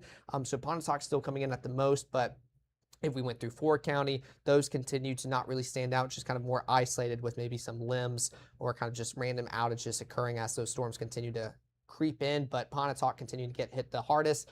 Thankfully, starting to see those hail reports start to slow down ever so slightly, Matt. Yeah, and even a little improvement there is a big improvement. We don't want to see that, unfortunately. Looking out of our Tupelo tower cam, let's go ahead and pull that up for you. I was watching it behind the scenes here, looking basically into these different thunderstorms. You know, I'll compare the two here for a moment, or three, I should say. So you have the storm that's kind of west-northwest of Tupelo, and obviously it's still northwest of Pontotoc, so it's a ways away. And then these pair of storms here, Shannon and the one that we have in northern Chickasaw County, close to Okolona. Of course, if you're in Okolona, we need, of course, hopefully that car's inside just in case there's some hail. Obviously in Pontotoc and Ecru and Possum Trot up there, we've needed to be in that situation. Checking our camera in the Tupelo area, kind of looking back into this a couple of different ways. And this shot here, again, shows how it's kind of fuzzy in the foreground. This is that kind of in-between storm. It doesn't look nearly as impressive as the storms that we had down there a little bit farther south. So, yeah, nowhere near as impressive kind of on this shot here. Let me see if we can zoom it out. Make sure we're zoomed out all the way. We are on that. And so if we kind of swing this back around toward the west and northwest, that is that severe storm into Pontotoc County. And the reason it does not look as impressive on this shot is because the strongest portion, if we only saw that, would be there, but it's so far away, what, about 20 miles away? And so looking 20 miles away through lighter rainfall has more of a fuzzy sort of look there, which is why it looks so different from what we have here out of our New Albany camera. Again, the next one there, that'll drop another half-inch to inch of rainfall, plus the rain that's then falling in northern Pontotoc County as well. We're looking from the south, excuse me, from the north back toward the south from the New Albany area over the Sportsplex, and certainly a fairly rough look on what is likely dropping some damaging wind, some hail, and the potential again that it could possibly also again produce flooding rainfall. Our Gabe Maynard trying to get in position out there we will hopefully hear from him coming up here in a few minutes as to what he is seeing, looking toward, unfortunately, some reports there of some wind issues. Emily, I see you standing up there for a moment. Are you waiting for me to come out to you for a moment? Yeah, you can come out to me. I put some video in coming into us of all of this heavy rain that people are seeing. So if you want to roll that video, I'll talk a little bit about it. I mean, it's pretty clear to see that what people are heavy rain. Take a look at this from Jerry Lynn Griffin. That's a lot of water in her yard and coming down. And then she kind of pans over and you can see some things have fallen over. That's because of those strong winds as well. So this is the kind of video that we're getting in right now from these just heavy rains. Matt, you mentioned lots of hail. I also posted on Facebook as well. You said that just because there's dangly things from the clouds does not equal tornadoes. So right now, this is what most people are experiencing. Okay, and do you have a location on that? We'll make sure Weather Service knows where that wind damage locate. I mean, again, you expect to see a weaker structure like that having some issues? Yeah, go ahead. Yeah, I did email her. I don't have a location on that. So Jerry Lynn, if you are out there, go ahead and email me, please, and just let me know where this is. If I had to take a wild guess, I'd say Pontotoc County, but that's just a wild guess. Well, that's not a wild guess. That's a fairly well researched guess after kind of what we've been watching today so far. Appreciate that, and hopefully the things get a little better for the folks out there in Pontotoc County. There does remain a severe thunderstorm warning for Pontotoc County, that in effect until 4:30 p.m. Again, looking out of our camera there in Pontotoc again at those storms, the same spots we've been looking at for a while, which means it's time for us to check again on the rainfall and just how much water has fallen out of this as far as rainfall accumulation, because that number continues to go up quickly. Yeah, see, that's the thing. And that's why I hate being conservative, but I think we've been too conservative on the rainfall amounts. We said it was very reasonable that we could have 5 or more inches of rainfall. Estimations now sitting already at just about 5 inches. I don't know if I can turn the smoothing off on this contour. There we go. So we can catch the highest estimation. Let's clear all those off. Highest estimation so far, 5.3 inches of rainfall there just west of Highway 15. Again, the Possum Trot area, Friendship, this is just continuing to fall. Because here's the thing. This is rainfall estimations over the last 3 hours. I could say 6 hours. Doesn't make any difference. It's basically the exact same amount there because it's fallen in less than 6 hours. In fact, if you look over just the last hour, it's gone from 5.3 inches in that spot to 2.2. So that's 3.1 inches of rain in just the last hour. So there's going to be some significant flooding there. This is that point in time, Emily. I need you to get on the horn with Gabe and remind him that I don't need video so badly that he loses his car. Okay. Well, I see Caleb saying that. Okay. I don't need to get too deep into this. Like, let's be very smart and let's not drive through anything that's even remotely questionable. Okay. Because this is an ongoing flooding situation where the worst hasn't hit wherever it's going to hit. Because look at that. Estimation is, the rainfall rate, one of those things that I don't show a whole lot when we have severe weather. I know I see Caleb for a second. We'll talk here in just a brief moment. But that rainfall rate's probably 8 or 9 inches an hour and is just absolutely coming down there. So Caleb, I know you were probably on the phone with Gabe a second ago. It looks like we have a picture there. Is this from him?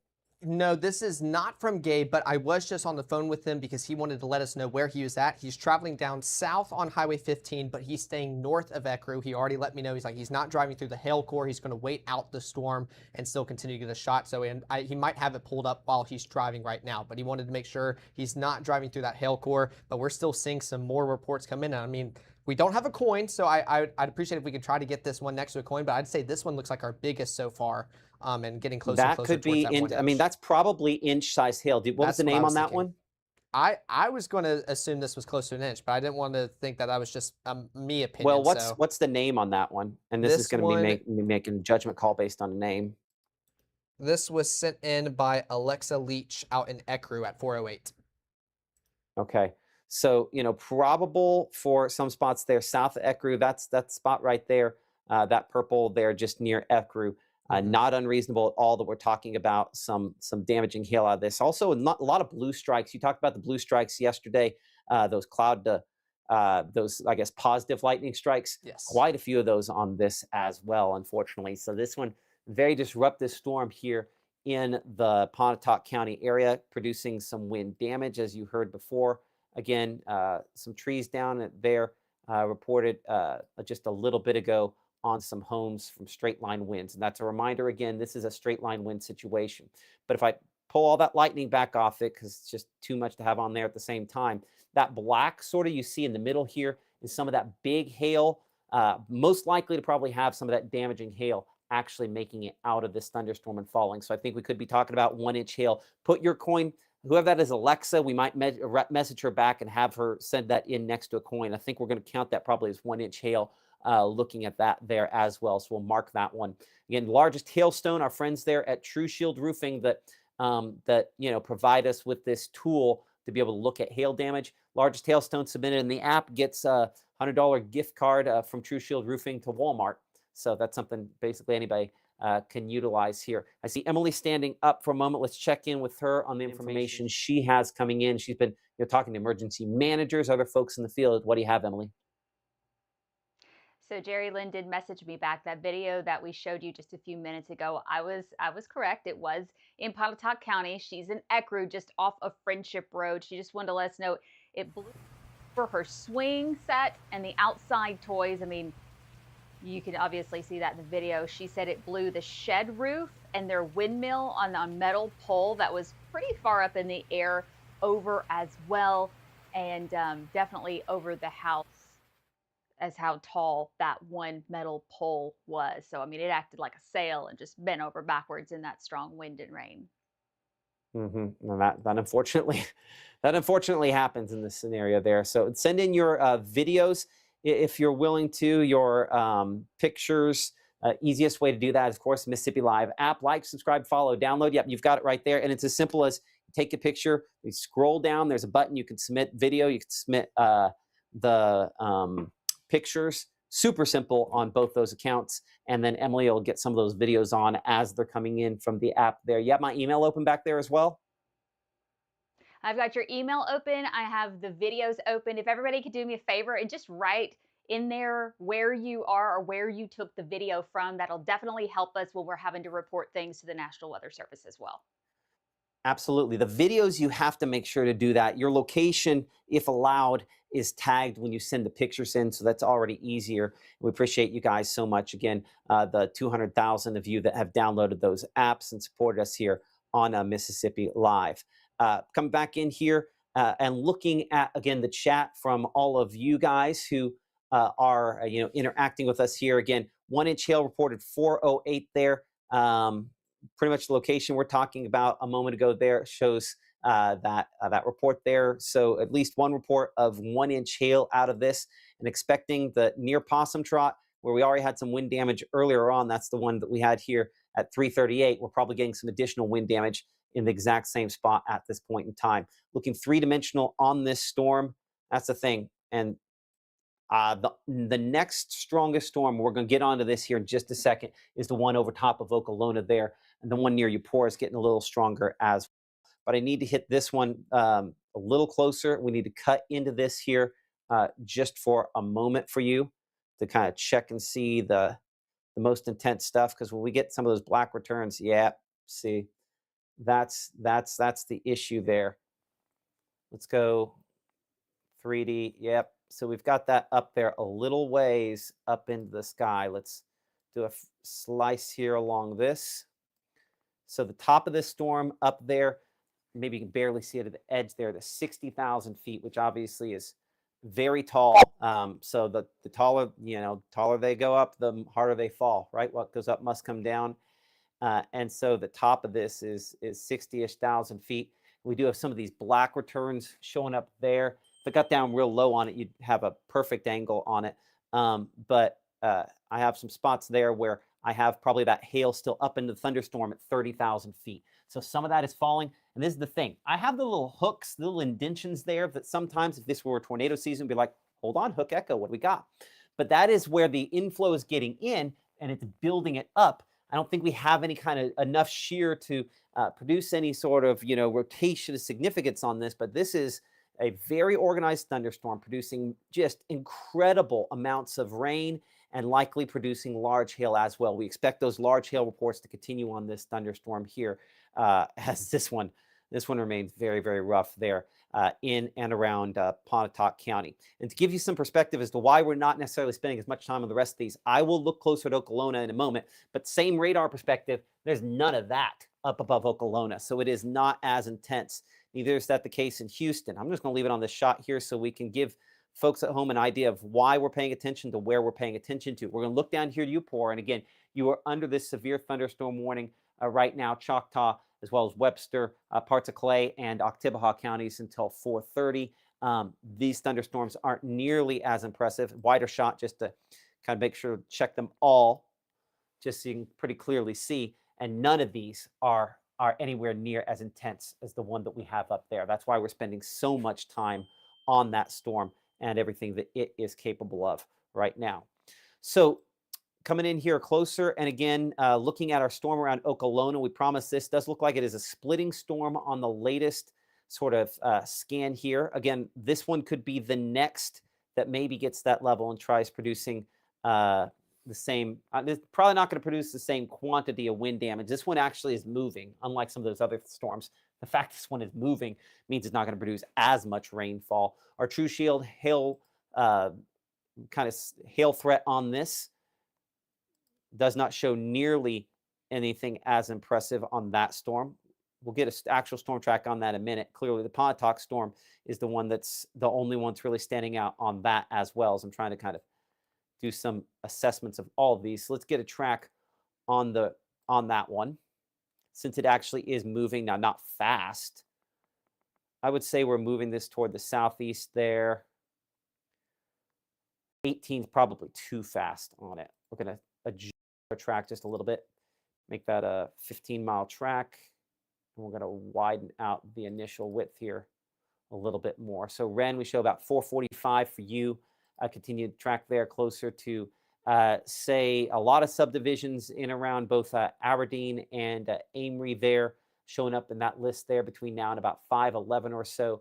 And then Aberdeen proper, looking toward about 512, if that can kind of hold together. Not as impressive as the other storm. We look at our severe threats on this here, and it shows perhaps some hail, but then compare that to what we have up here in Pontotoc County, where that is not some hail. That is a high likelihood of large hail. Now, this is going to be overblown a little bit on size, especially because of the time of the year here. It says, hey, in the worst case scenario, if the air was cold enough aloft, hail that possibly could be 3 inches in size. And I don't think, again, that we're probably talking about 3-inch size hail, but there's definitely some hail that is falling out of that. And if I check the kind of instantaneous hail threat, something here that will show in this case, this doesn't usually show up with much unless there's a legit big hail probably following. So I would say we're probable on that hail threat here to somewhat likely on the north side of Pontotoc right now. And just looking at the lowest scans there, right along 278 on the bypass there on the north side of town is where this is. Of course, that again, Highway 9 at the intersection 278. And then again, out here, the north 15 interchange Friendship, Possum Trot. It's the exact same folks. And the unfortunate thing, and again, there's some hail that's mixing in with this, but every time we check this graphic, it is a worse and worse situation on our flash flood warning out here. We're now at 6.1 inches of rainfall. 6.1 inches of rainfall estimated, much of which has occurred in the last hour or so. Severe thunderstorm warning again for Pontotoc County, but also a flash flood warning. I point out the flash flood portion of this because we have a tendency to just say and rainfall and not really worry about that. And that's couldn't be further from what we should be doing here as well, because unfortunately, heat and water are the two things that we don't respect and cause more loss of life than tornadoes each year. No tornadoes out of this here, but certainly a lot of very, very heavy rainfall. So hail in Pontotoc reported by Lanisha there. Kristen reporting again, yeah, it's bad in Pontotoc. There's definitely some hail issues there as well, significant ones. 306 wanting to know, when is this going to make it to Tupelo? Here's the funny thing, it might not ever, because these storms have been blowing up here and then dropping everything there in Pontotoc County. You might just get sprinkles. I see someone there mentioning But definitely some hail damage being reported by April out there in the Pontotoc County area. I'm going back and looking at some stuff here a minute ago. Again, dime-sized hail reported by Justin Mills there a little bit ago near the Exxon Exxon Buckle. Some report there. Again, some hail showing up as well. I see someone mentioned that my tie and Emily's dress match. That is almost, believe it or not, we do it every single day. 6.4 inches now, the estimation on rainfall over the last 3 hours. And if we just do some simple math there, that's 3 inches in the last hour out of that storm. That's a lot of water, and that's causing likely some flooding issues. We hopefully will hear from our Gabe Maynor here in a minute. I'll pull Caleb up here for a second. Even though he's not directly in it, Caleb, we probably need to get a hold of Gabe if we can to see what he has. But first, let's see what you're looking at there. Yeah, no, I can definitely get a hold of him after this. I did want to show this picture. This is a report coming out of Ecru, I believe. They said it was Ashley's Furniture, but if we look at where Ashley's Furniture is here in North Mississippi and where the storms have been, I mean, Ecru, I mean, this is just damage reported at the roof. So we're looking inside, you can see up there kind of through the ceiling of all the wind that has caused some of that damage out there. So when we're talking about hail being a threat, wind is still also a threat as well, causing some damage here in North Mississippi. So an unfortunate— That's Ashley Furniture, Ashley Furniture. Like that is the manufacturing facility. Yes. I looked it up on like Google Maps to make sure. It was, yeah. That's pretty significant looking damage. Can you zoom that in at all? Was that in the app? Yeah, this is through the app. So this is a look at kind of through the ceiling and kind of what all kind of ripped and pulled off. Yeah. Man, that's bad. I'll have to see if the timestamp on when they sent it or if they gave us a time, but it's definitely pretty intense. That's for sure. Hey, when you're done with this here in a second, go out in the hall. They're doing the folks there at Ashley Furniture are doing a job fair there. Let's see if anybody with them can give us some additional information on that. That's significant. They're one of the biggest employers that you have out there in Pontotoc County. So something like that's obviously a big situation, a bad situation. We'd love to get some information from them if you could. I appreciate that. But man, that's no good. And that's the kindest way I can put that. Big hail, heavy rainfall. The heaviest of that has largely started to fall out of that in the Pontotoc County area. I'm going to check to see if Gabe has his shot up. He does not yet. I'm looking here to see, waiting on his call to come up. We're just going to talk to him. Call Gabe Maynor to see about where he is here. Because sometimes you get out in the county and you have a hard time. Hey, was my shot up? Nope, your shot's not up. But that's okay. Let's talk here for a minute. Where are you at? What are you seeing? County Road 244 in Pontotoc. The roads and yards are flooded. Power crews are out here addressing some of the limbs that have fallen down on the power lines. I'm going to work to get some video in at the very least if my shot can't get up. But yeah, we're looking at some homes that are not too far away from getting some water into the homes, unfortunately. This is County Road 244. This is on just outside of Ecru, looking west on 244. Okay, and crews are responding. I believe it's Pontotoc EPA that are out there. Okay, so you're west of Highway 15? West of Highway 15, this will be the northern extent of that core. I don't really want to drive into it, but you're seeing really bad flooding impacts here, even on the northern extent. Okay, I'm having a hard time finding 244. Can you give me another location there? Let me pull up maps here. My phone got soaking wet, but yeah, 244. Be careful, be smart, Gabe. Of course. Oh, what are we?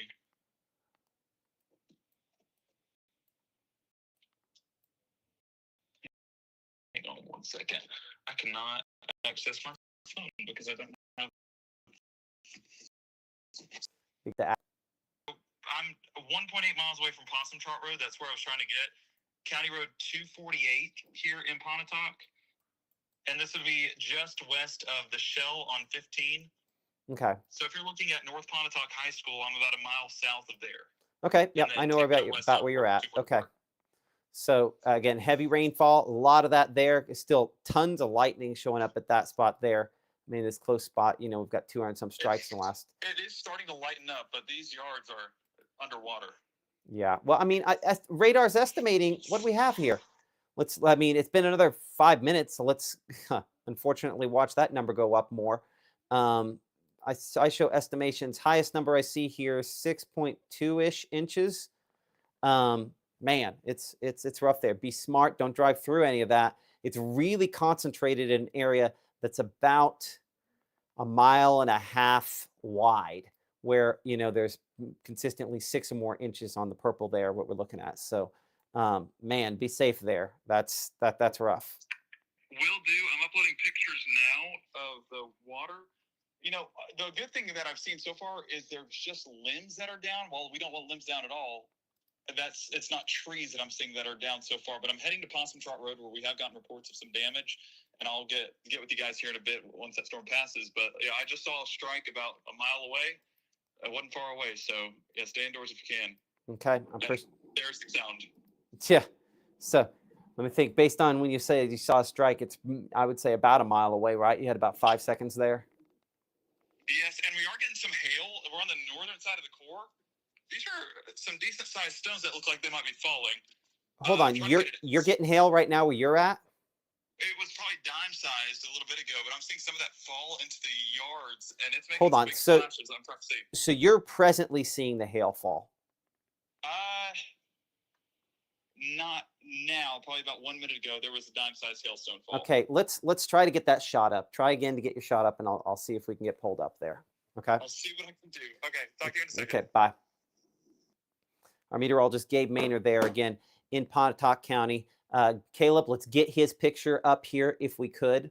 Behind the scenes, try to get his picture up. That'll help us also triangulate his location a little bit better as well. Let's look for power outages here. Again, it's been we have some additional warnings that have been issued. While I was talking to Gabe a moment ago, we were looking at some additional warnings out here back for Holmes, Carroll, parts of Sunflower, Washington, and Sharkey counties there. I think part of Yazoo County as well. That's all behind me on the graphic here. Hey, Leo, can we sit down for a minute, please? But this batch of storms here, it's very widely spaced. So, I mean, I'm not convinced we're necessarily getting anything truly severe out of those storms. I don't know whether there's some kind of report here that I'm missing with the folks there at the National Weather Service, but they're putting out some pretty good sized warnings on these just in case when they go through a collapsing phase to kick out some stronger winds. They did that there. And then, of course, the Winston, Noxubee, Lowndes, and Oktibbeha County warning. I need to ask them about that. Caleb, I gotta send it to you for a second here. I need some clarification on these warnings here for just a moment. Sounds good. We can take a look at the pictures. We're still waiting on Gabe's to come in. That way we can get a better location. Another thing that I know some of my friends have been talking about in the background, just kind of the tall vertical clouds. So this was one sent in, I believe, let me give credits because I always want to give credit where credit's due. This was in Columbus off of Alabama Street looking south, sent in by, looks like Brandy. So for those drier conditions, we can still see some of this vertical development all the way out there in the distance. So this one not really reaching the strong kind of intensification just quite yet, but you can definitely tell this is kind of what we're talking about a lot today with these smaller storms. Now they just continue to rise here in North Mississippi, bringing that intensity. That is what we continue to deal with. But thankfully, hail pictures have slowed down. We've covered pretty much most of them. Again, I do want to bring up this picture again out there in Ashley's Furniture out in Ecru. I mean, this is pretty impactful damage and pretty substantial for what we're dealing with today. So I'm still seeing that come in. I know we're going to continue to try to get more information on that. Gabe is down there in the area talking about all the yards being flooded by rainfall. I've also reached out to this person to try to see if we can get that next to a coin or a ruler. Now, of course, been too late and that may have melted if they didn't keep it in a freezer or anything, but both me and Matt were agreeing that this could be close to 1-inch hail out there in Pontotoc. So Pontotoc County continues to get hit the hardest at this moment with just the heavy rainfall, wind gusts, hail, everything that we're dealing with here in North Mississippi. Pontotoc County continues to see the brunt of it. And in fact, we can pull up those power outages as well. 714 out there in Pontotoc County. You guys coming in brightest blue with those outages. So still seeing those continue to climb, unfortunately. I'll expect that we'll see those numbers continue throughout the rest of the evening. They're very, very isolated. It's not going to be widespread stuff. It's going to be some isolated locations. Speaking of an isolated location, I'm going to bring in our meteorologist, Gabe Maynor, who is out there in Pontotoc County, yards underwater. I want to see roadways as well. Be safe, be smart. But certainly there's a ton of water that's fallen for some spots there. And large raindrops falling once again. I'm trying to get a visual if there's any hail falling, but it looks to be just rain at this moment. But rain clearly not what we need right now. Yards completely submerged along County Road 244, and this is on the northern extent of where that core is. So rain really starting to come down, building slightly to the north here on 244, and unfortunately those totals about to climb even more. And folks not far away from having those houses being dealing with that water damage. One thing I want you to look at that house right across the way. This will be right along we're right up against the side of the house where that water, and being that we're getting heavy rainfall once again falling, it's going to add to those totals, and I'm really hopeful that residents are prepared. It's just these low-lying areas that water can really start to build up. And let me make sure it's safe, but I want to show you the entire extent along 244. Look at how many yards there are completely submerged. So we are continuing to deal with that.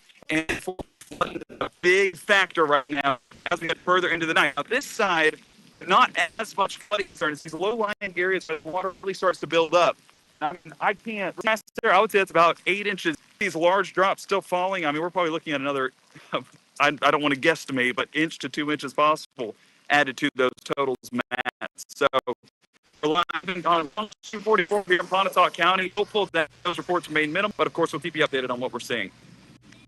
Okay, so not as much hail where you're at in the last few minutes here, correct?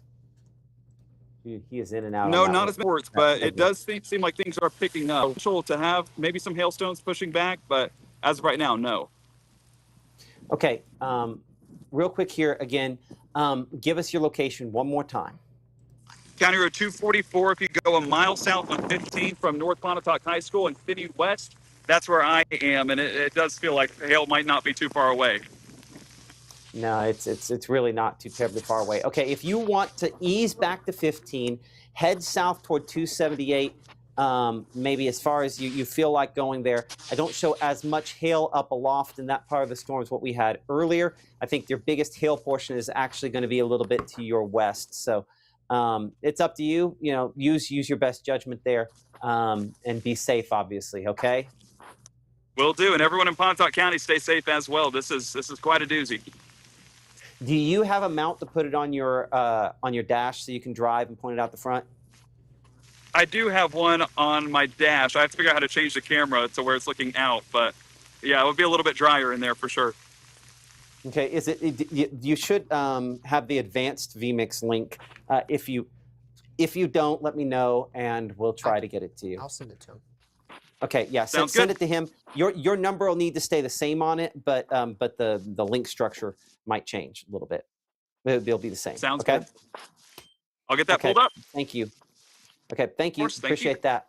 Our meteorologist Gabe Maynor there. Our folks there at the North Mississippi Storm Chasers, Jonathan mentioning that he's on Friendship Road there, about 657 Friendship Road, the exact location given to me just a moment ago there, where some of that flooding is. So I think that might have been part of our issue there a moment ago. I think the map he's looking at and the one that we were looking at showing two different names for where we're at out here. So again, on Friendship Road, some of those houses unfortunately are about to the point where they have some water coming into them, and that's pretty close to the center of where our most significant rainfall has been on this.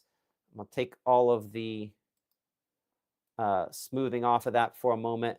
Looks like most of those spots, it's a similar number there. Estimations, almost 7 inches of rain that has fallen for some of the spots here within the last 3 hours, most of which has been within the last 2 hours. So significant flooding rainfall, unfortunately, coming from these thunderstorms this afternoon. Let's do kind of a complete reset here for a moment. It is 4:42. You're watching Mississippi Live.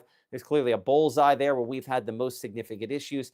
A decent amount of lightning out of these storms, not as many as maybe some other days. And come back over to the rainfall mode. We do have a number of severe thunderstorm warnings that we have out there, but it's possible that our second strongest of our warnings our storms. Well, first off, let's start here for a moment. Do not have. It looks like they're going to go ahead and make some adjustments on this warning here from Macon, keeping that around, maybe back there toward Louisville on some gusty winds. But this largely going to probably be out just in case storms refire there on that warning. I don't think we have any damaging weather occurring in that at this point in time. The big warning we have back out here north of Chula and Kruger, where this storm and Sidon is the heaviest. Most of this severe thunderstorm warning that we have in place out here, Holmes County, there primarily where that storm is the strongest, is nowhere as impressive as some of the other storms. No real meaningful true shield hail threat on that. In fact, we look at the severe risk, primarily just rain, but sometimes where that rain falls into just dry enough air, it can have some stronger wind gusts with that. But the reason I'm not talking much about that is despite the warning, just rather underwhelmed on what this storm is capable here of producing. Some spotty wind damage still remains possible. Same thing for Greenville, where we're watching it. But again, I don't think I have anything severe there. Now, there's another storm upstream that if that kind of heads in, could get closer to Greenville, but it's not really on the path at this point in time. Clearing that out, about the only storms that maybe could be strong and severe in our area, and this is just for some house cleaning. I know we got a lot of yellow on the map here, so I want to make sure that we are being clear about why we're covering some places and not covering others. It has a lot to do with our perceived feeling of intensity on these storms. Yeah, Clay County, there's nothing severe there. Oktibbeha County, nothing severe at this point in time. Back here in Montgomery County, nothing severe. But Webster in the northern Choctaw, that one could potentially be strong to severe. Let's check our camera there in Ackerman, looking into that. Certainly Pontotoc County is where it is the most intense at this point in time. So sliding back there toward Ackerman, catching with our camera there out of the Ackerman area. And you guys have, again, toward the horizon, some of those storms sort of popping up as we're looking southeastward out of that. We look back toward the northeast. Got to look through the tower there, but that's one of those other kind of heavier storms. But I would say that, just looking at that, that's not as impressive, anywhere near as impressive as some of the other thunderstorms. Just looks like some gray clouds there. As look back, we'll switch this back toward the north and west. Again, storms are approaching, but those on our FastNet camera, there's nothing there that I think we need to sit on or dwell on with that. Let's see if our Winona camera is back. We've had some disruptions with it lately, and it looks like that camera is down at the moment. We'll go to Calhoun County. Calhoun County camera here in the Pittsboro area. And we're going to have to swing this around a couple different directions just to kind of poke and prod this. So this is initially here kind of looking back toward the north in those thunderstorms that are kind of working their way building. And then this is going to be your Pontotoc storms out this way here as we're looking more northeastward. The kind of all the thunderstorms the clouds are kind of building into that thunderstorm. So while they're out here in Calhoun County, they're not impressive, but they build into the Pontotoc County storm, and that's where they produce stuff that looks like this. And our Caleb Edelblut looking at so far largest hailstone of the day. We need a coin next to it, but we might have a $100 winner there looking at that.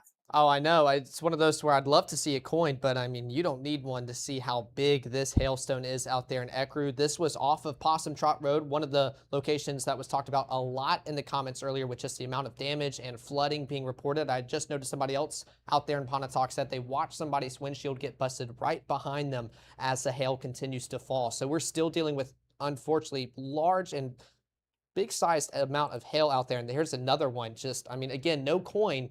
But I mean, these are unfortunately very, very big hailstones making their way down towards the surface.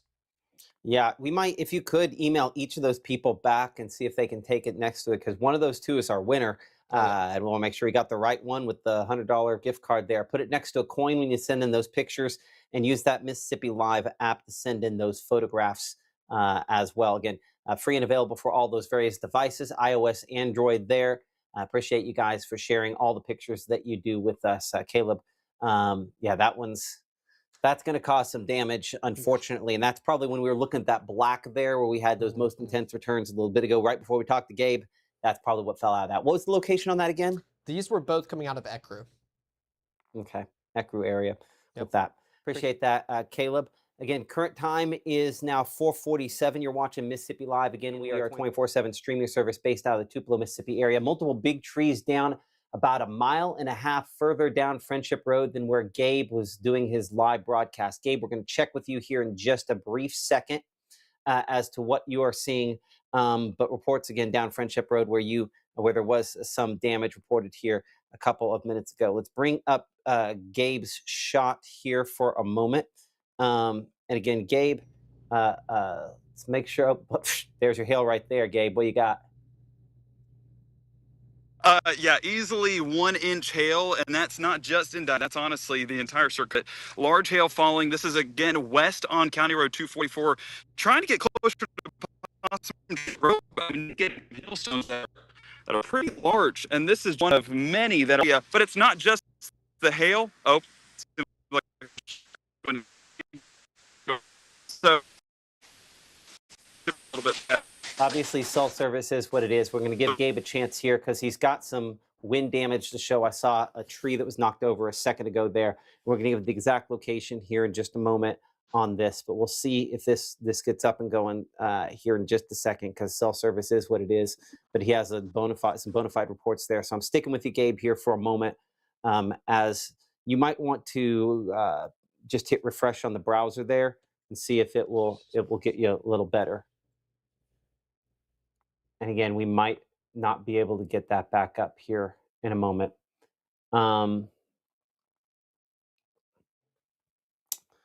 Ready? Okay, we'll come back to Gabe here in a minute.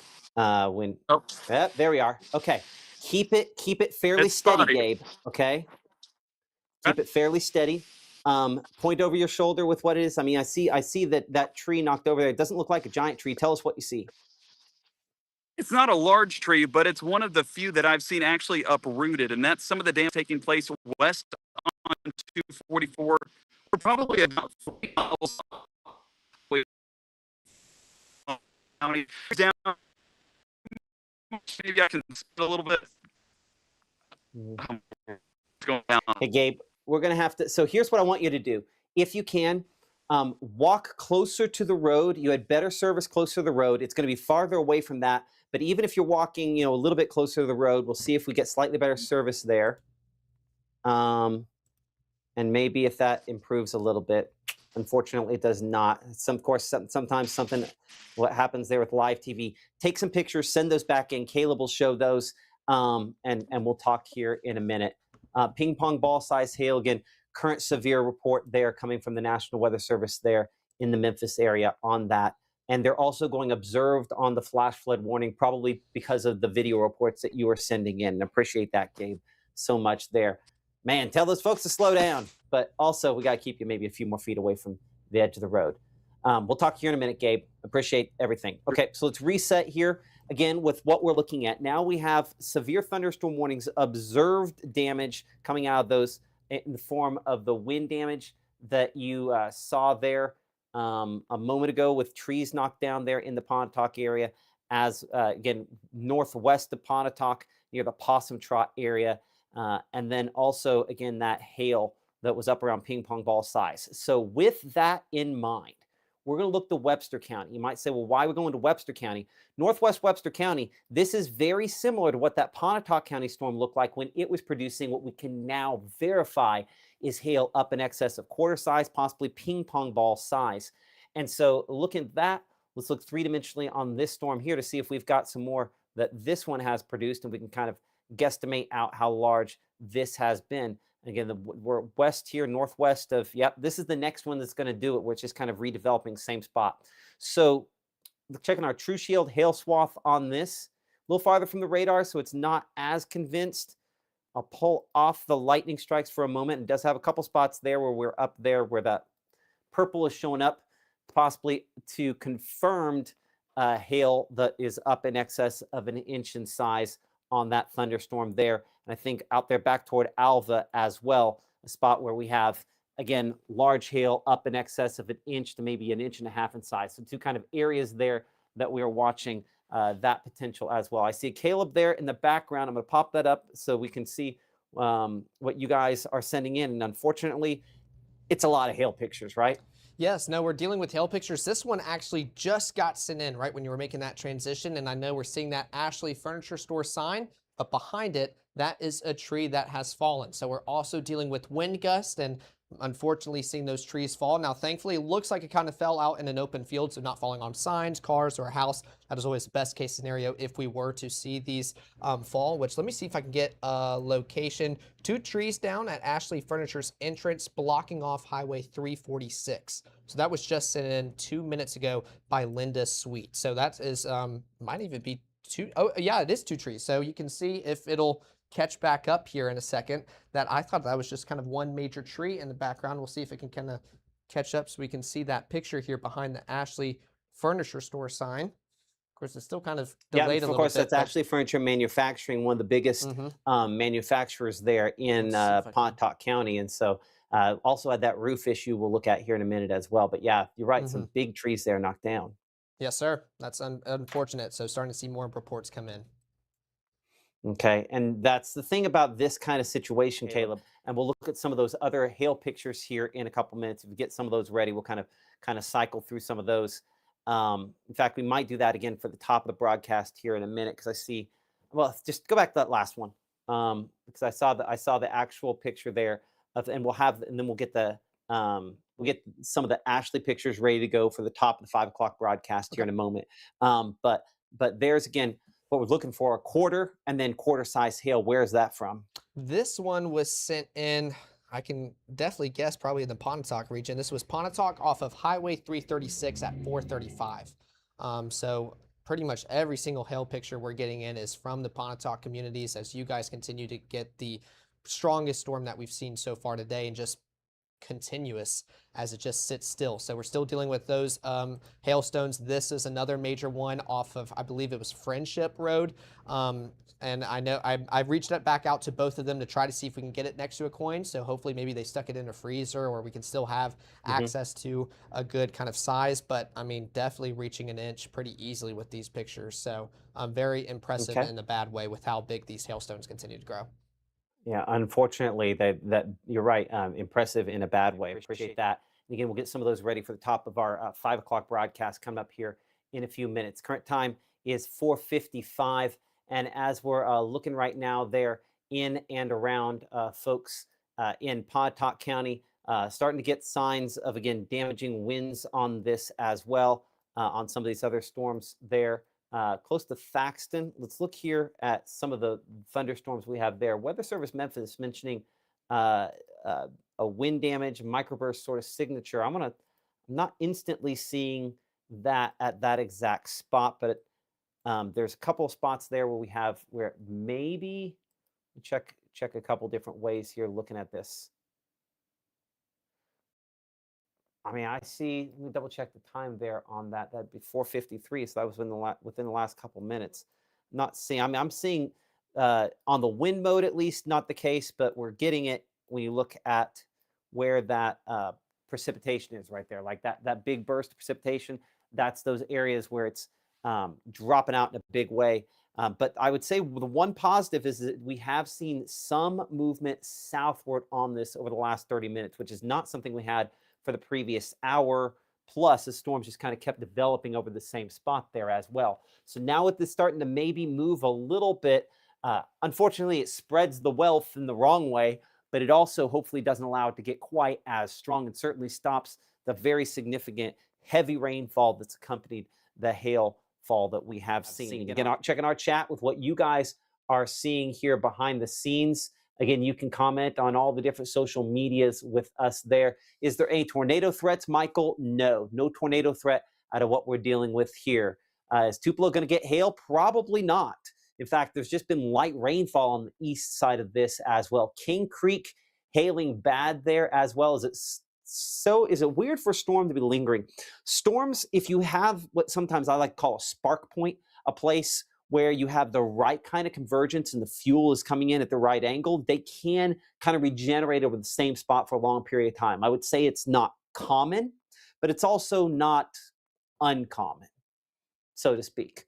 So yes, you can kind of get that at the same time. And we'll do an overview of what everybody is going to see coming up here in a couple minutes, including trying to check back in with our Emily Leonard from what she's heard and seen on social media, anything that she has seen with that. We will talk to her about that coming up in a couple minutes as she's kind of had her pulse on what you guys have been doing. And we'll hopefully talk to our Gabe Maynor as well here in a couple minutes. In fact, let's go ahead and start our 5 o'clock broadcast. You're watching Mississippi Live, and we'll be right back and get things rolling here in just a second. People are like, Bulldog Burger Company. Great burgers. Okay, stop right there. Yes, they make the best burger you ever had. Never smashed, but that's not all. Look at this chicken BLT salad. Just look at it. And a chicken sandwich? No. Come in here. Get closer. It's the chicken sandwich. Wait, where are you taking that? Come back! Oh, that's good.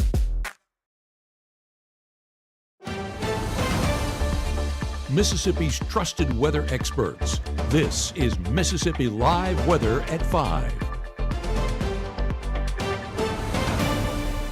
Welcome to Mississippi Live Weather here at 5. I'm Chief Meteorologist Matt Lawpon. Storms continue to be significant, in some cases producing hail in excess of ping pong ball size. We do expect to see additional thunderstorms over the next couple of hours, and damaging hail, damaging wind, and flooding rainfall all remain possibilities out of the strongest of those storms. We have team coverage of this. Our Gabe Maynor is out in the field monitoring things. Before we go there, I'm going to head over to Caleb for just a second. It looks like my shot has decided to get a little bit blurry on it, but you're getting some of these hail pictures, and unfortunately, Pontotoc County is the epicenter. Yes, no, that's exactly right. And these were actually sent in by Gabe. He was able to get those pictures uploaded. I know we've been taking a look with his live shots. We'll go see him in the next few minutes. But these are actually the hailstones that he has seen in real time as those have fallen and made their way down towards the ground. You can see them kind of colliding, hitting other hailstones, but still some smoother. And you can kind of see the rings, almost like what Gabe mentioned earlier with the tree rings of trees. You can kind of see the life of how it kind of developed and made its way down towards the surface. So we're seeing that again here with that hailstone. But again, quite impressive, up to an inch, inch and a half is what he was putting in his caption, which is how wide these hailstones are in diameter. I mean, they just kind of keep going, and he's seen several examples of flooding as well. So hail, that continues to be a concern, as long with just heavy, heavy rainfall for you guys out there in Pontotoc County. Let's talk Ashley Furniture again, one of the biggest employers that we have here in North Mississippi in general. Damage to the plant there in Ecru as well, right? Yes, no, that's exactly right. We're going to see if this will kind of catch up as I change the windows here. But we are talking about Ashley Furniture Store out there in the work station out there in Ecru. This is the sign. Thankfully, we did not fall on said cars or houses, warehouses, but we are seeing 2 trees have fallen behind there. You can kind of see the roots have been brought up as some hefty wind gusts have moved through the region. But another awfully impressive, in a bad way, picture is the damage for the roof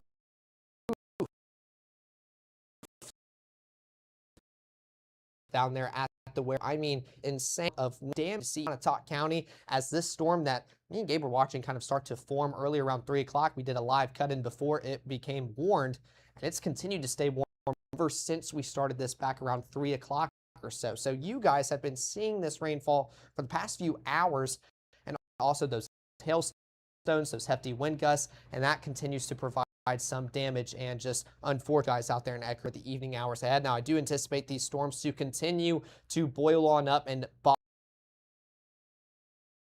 us as we head into the evening hours. So we're going to continue to keep our eyes on that wind and local letting. Those are the talk about anything tornadic tonight. We want to make sure to continue emphasizing that. I know some of you guys asked that in the comments. That's a big concern for us here in North Mississippi, but thankfully that is not something we have to be concerned on tonight, Matt.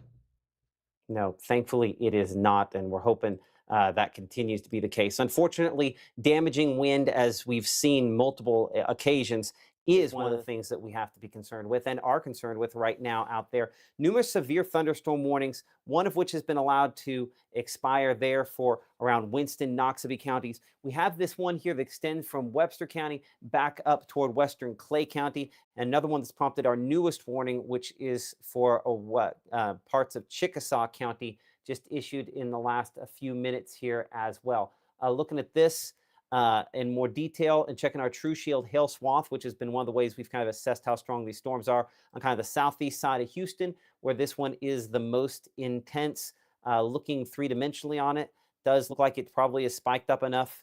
There's a couple there that's the case. In fact, it's possible that the strongest of all of our storms is actually this one that's in the far southwest corner of Chickasaw County over the Anchor community. And then there's the one again that's prompted the new warning there in northern northern Clay County, about where it's moving into, but Chickasaw County. So right where that white line is storm 1, but storm 3 all the way over west there. I can't make that white line because there's no official warning here, but this one could be the next one to produce some of those 1-inch size hailstones. So I think our hail potential out of some of these might be a little greater than even a little bit earlier on. And I would actually say, hold on, let's go ahead and loop this here for a moment. We might finally have enough motion on these to actually put a track, because that's been the problem. We just haven't had them move enough to actually put a track on it. So it's kind of been where it's popped up, you're stuck with it. Looks like we actually do have some forward motion on these as well, though it's not fast. So I'm going to track the whole line here from near Aberdeen back close to Una, stretching up toward Anchor, and then the southwest Chickasaw County there. 15 miles per hour would be too fast. But we'll show again to the Lakewood community there. We're looking at that for you at about 5:04. A lot of these are again, there's subdivisions around town.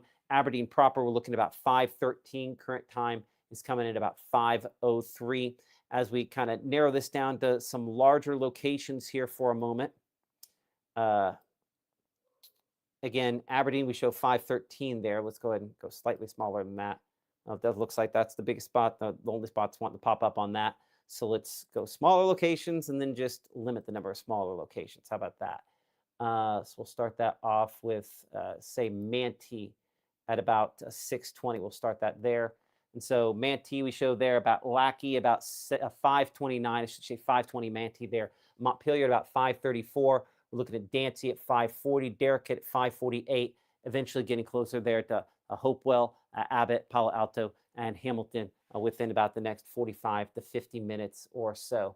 I'm just watching here behind the scenes. I got to get Gabe's shot back up to see a moment here. I don't see him up and going at this moment. Yeah, still waiting to see if he'll come back online with us. We'll probably try to get him to call me here in a minute if we could. Let's talk first to our Emily Leonard, who has been, on text message and chat and trying to get an assessment for what is going on, some other spots there. Emily, what do you have for us? So I've reached out to several people. So far, I haven't heard much back. But what I am seeing on social media, like you said, Matt, lots of hail pictures, specifically around that Possum Trot area and Ecru in Pontotoc County. That seems to be where they are getting the most hail and rain, also flooding as well. Gabe, I know he's out there having a bit of a difficult time getting any kind of a cell reception out there, which you would imagine. Oh, there goes the cat. Right now, he's posting lots of pictures of trees down and then several pictures of hail. He's also showing the Pontotoc EPA out there with the power outages. These winds, the rain, the hail definitely can knock out that power really quickly. Crews are already out there working to restore power as long as it is safe. Once I hear back from anybody, I will let you guys know. Okay, appreciate that. Our Emily Leonard there, again, in our Tupelo studios with the very latest on what we are seeing with that. I'm watching Caleb behind the scenes. Caleb, I saw some wind damage pictures coming in here in the last couple of minutes as well. Looking at some of those pictures, where's that? That's a roof. Maybe not a well-secured roof, but a roof that's been knocked off. Yes. No, let me double check. Yes, of course. It was 4083 Friendship Road. Unfortunately, that has been another hot spot of just location of several damage reports continuing to get submitted along that road throughout the afternoon and evening hours so far. So wind, that continues to be a threat. So that was out there on Friendship Road. But like Emily was just alluding to, she was mentioning how Gabe is posting these pictures out and about as he is witnessing this damage in real time. We're talking about not only flooding, but the damage of wind and knocking over trees. Now, thankfully, it looks like this one missed the house, just barely, kind of fell at the right angle, if there is a right angle for trees to fall at. But thanks much damage reported out there onto houses. Another case out here as more trees continue to fall with some of these straight line winds out there in Pontotoc. You can see the flooding that just continues to build up as these storms just honestly can't really decide where they want to go. If they just want to sit still, maybe move forward a little bit, go backwards, it just continues dumping heavy amounts of rainfall. I even have to step out of the way for you guys to see this. Almost looks like two different roads and like a median in between them. That's just the water continuing to build on up out there in Pontotoc and the Ecru region. So he is seeing several examples of just wind, hail, damage, everything out there in Pontotoc County. They continue to see most of that throughout the evening so far. Yeah, they've kind of had the worst of all of that, unfortunately, with these storms. Appreciate that, Caleb. Talking about the rainfall totals, last 3 hours, we show the pink here. That's rainfall totals up there in excess of 6 inches. In some cases, I bet if I worked hard enough, we could find a report up to around 7 inches of rainfall. So the good thing, though, is where I show you where the rainfall is occurring. And again, flash flood warning does remain in effect. Put my finger right over top of the most impressive part of that. And now here's current radar data. Notice there's no rain there. We finally see some movement on this storm out of where we've had the most significant wind issues there as well. Seriously? Okay, Mississippi Live app showing a little late to the game here, but it looks like the folks at the Storm Prediction Center in Norman, Oklahoma have decided we deserve a severe thunderstorm watch. Okay, interesting. Haven't had one of those in a while. So let's talk about what that means for a moment here. Severe thunderstorm watch means it's possible that severe thunderstorms could occur, and it's typically issued before the damaging storms occur. In this case, they're occurring, and now the watch is here to say, hey, additional could occur. So a watch is issued typically a period of time in advance. Give me a moment. I'll pop something here to kind of explain that maybe in a little more detail here. Maybe it does a slightly better job of that. Okay, so here we are. So we start talking about severe weather awareness. Watches, which is what we just had come out, typically issued for a duration of several hours, whereas these warnings are shorter term, 20 minutes to about an hour or so. Typically hold sections of states involved here. That's, again, saying a larger area where maybe these storms could be strong to severe and possible for the next few hours. Typically, you have a little more advanced notice. Obviously, not the case today because they're putting out the watch later. It's just we don't always have necessarily the quantity of storms to produce it. And so, obviously, we have been in this category all afternoon. And that thing that you see there, that tornado, that's not what we're talking about here. We're talking about severe thunderstorms, wind and hail potential in particular to go along with the flooding rainfall. So that's kind of the contrast there between watches and warnings and what we have out there that we are experiencing at this time. So with that in mind, I give you that contrast. We're going to look at a bunch of cameras. We'll hopefully talk to Gabe. Well, it looks like Emily will have a little more information as well here in a few minutes. But I do want to kind of widen things out here, give you kind of overall what we're looking at, because we do have additional thunderstorms out there that we are going to continue to track. As you can see, back out into Arkansas, they're going to try to maybe move here close to Greenville. So that one right there, closer to Greenville as it advances down toward Jackson, but still north to south movement on these. And that last moment where it kind of pops it on here, that current time frame where we show the green box, that is our severe thunderstorm watch until 10 p.m. The yellow is a higher level interest, alert, concern versus the watch. And again, a reminder that you can share your pictures with us and get those alerts and everything here in the Mississippi Live app. Make sure to also pick it up for Roku, Apple TV, and Fire TV. That way you can keep your phone charged as we have storms and we track whatever they're going to do. That one out there in Arkansas that might get closer to Greenville has some stronger winds with it than some of the other thunderstorms that again will go up here. And it's asked over where storms go from here. Do continue to expect to have some thunderstorms continuing to develop and move through over the next couple of hours here. Diminish. It shows by 10 p.m. most of those northeast or back to the west. I think we just as easily could still have some of these progressing from north to south through at that point in time.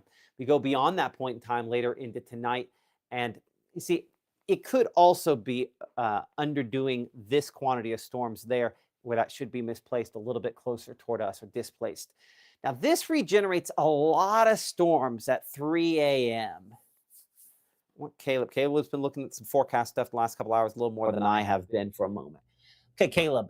That's a lot of storms to regenerate. I'm not on days where we get hails. We do a pretty good job of regenerating storms. That seems aggressive. I was pretty. I don't want to say impressed. It's nothing we want to see, but I was kind of shocked to see that come in, especially throughout the overnight hours. One thing I noticed on the National Weather Service in past forecast discussions, they said most overnight summertime events so far this summer have been a bust. Now, of course, you always want to take that with a grain of salt, but most models have been starting to push this back further into the evening and throughout the overnight period. So I was kind of impressed, and that's why I wish I could have put those rain chances in before we started the 5 o'clock. I think that we could still hear quite a few rumbles and deal with these storms throughout the next few hours ahead. Okay, we'll see whether or not that regenerates quite to that extent there. That seems a little aggressive overnight, is considering the quantity of storms that we've already had. But I guess we'll see on that more on. We'll look at a couple different perspectives on that coming up here in a couple minutes as we go overnight. By early tomorrow, maybe a few thunderstorms begin the day. That front lingering northward does have some slightly cooler temperatures with it. Doesn't really show up necessarily on the hour by hour tomorrow, and we should have a lesser quantity of storms looking toward tomorrow as well. High temperatures into the middle 90s. Now coming up here in 60 seconds, again, we're still tracking these storms. We'll touch base with Leonard a little bit on news 60 seconds from now. Before we go to break here, time on Mama Justice Doppler radar. We've been, again, watching a lot of different things here just to make sure that something hasn't gotten a little worse. We need to come down here to western Webster County. Check the hail here for a moment. That little bit of darker purple where we show that most significant hail threat right there. And that's a little bit older. That went onto our map at, say, about 4:45, so we're about 40 minutes past where that one is as significant there. So hopefully a sign that that is not as impressive. That's one of the stronger storms that we are still watching, looking toward and through some of the heavier thunderstorms in Houston. 60 seconds from now, it's Mississippi Live News, but of course we're tracking things with weather in between. If we need to hop in and interrupt, that's what we will do. We'll be right back though after this as you're watching Mississippi Live at 5. Looking for a place to finally call home? At Tupelo Home Center, we make it easy. From finding the perfect home to making financing a breeze, we'll take care of everything. Your new home is closer than you think. Pre-qualify today at TupeloHomeCenter.com. March 24th, 2023 was a normal Friday. You know, we knew the weather was not good, but we needed to take shelter, and we didn't have shelter. My husband and almost 2-year-old daughter, Ethan and Riley, they did lose their lives in the storm. We're still recovering from it. We'll always be recovering from it. Matt Lawpon cares about the community. He's not just there to collect a paycheck. I feel like Matt Lawpon has proven himself trustworthy. Reserve your St. Jude Dream Home giveaway ticket by August 28th, and you'll be eligible to win the house and a bonus prize, a 2026 Polaris Ranger, courtesy of Dream Day Foundation. Visit dreamhome.org or call to reserve your ticket today. Okay, our Emily Leonard here joining us again with Mississippi Live News as we're kind of going through again what we have coming in today. And what have you been tracking in news today? Well, Matt, the Daily Journal's Dennis Sid is zeroing in on some Tupelo target details. Yes, I said the magic word, target. He spoke with the store's director, Leah Beauchamp, to get a little more information on what we could expect once these doors finally open. Y'all, this store is big, the biggest one in Mississippi, about 150,000 square feet. Some photos of the inside of the store are coming in. Hopefully we can show those in a second, but they are still hiring. Oh, I have the foot pedal. There we go. Inside of it, yeah, like I was saying, it is one of the biggest ones in the state. It is the biggest one in the state. And they are still hiring. They need about 70 more positions filled. There's also a Starbucks in it. There's going to be a CVS pharmacy in it, but it is not going to have optical or a clinic. And still no hard date on when the store is going to open, but it should happen sometime in October. Dennis told me he had a great conversation with the store's director, Leah, and you can read all of his questions, all of her answers in the Daily Journal. Just scan that QR code there in the corner of your screen and check it out. I know, I said target. It's the magic word, right? So we've been doing a lot of these stories lately, and this is a really good thing. A big manufacturing announcement coming out of Water Valley this time. Solero Technologies is expanding $10 million and creating 86 new jobs. This project also brings in 14 new manufacturing lines with upgrades to the electrical, IT, HVAC, and more. Solero Technologies is an automotive parts manufacturer and has been in Water Valley since 1972. Like my car there? So he announced he is running for Mississippi Attorney General just a couple of days ago, and he's already hitting the campaign trail. Current Commissioner of Public Safety, Sean Tindall, spent a little time in Tupelo this morning as part of his campaign kickoff tour. He started in Gulfport and Jackson today, and then he was at Crave this morning in downtown Tupelo. And right now, about 20 minutes ago at 5 o'clock, he was scheduled to be in South Haven. Now, the current Attorney General, Lynn Fitch, she announced a little bit earlier this month that she is going to be running for governor. Of course, the general election is a little ways away. It is set for November 2027. I want to thank you so much for joining us for the news portion here of Mississippi Live. In other news, of course, we've got the storms, the hail, and the rain. I've reached out to several people in the Ecru area, Matt, just to give you a bit of a heads up to talk about some of the damage reports that they're seeing there. And right now, all we're hearing are the flooding yards, the heavy rain, some wind damage, trees knocked down, and then the power outages. As soon as I get any more information in, I will pass that along to you. I've also reached out to Ashley Furniture to see if they could talk to us a little bit about the picture that we've been showing of the roof just ripped off of part of their Ecru facility, one of the biggest employers in Pontotoc County, and now that roof just blew right off. So we've reached out to them. Hopefully we'll hear something soon.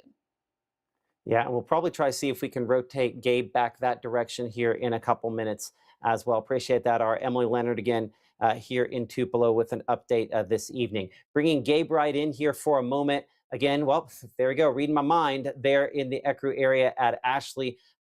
What are you seeing there on the ground from what have been some damaging storms?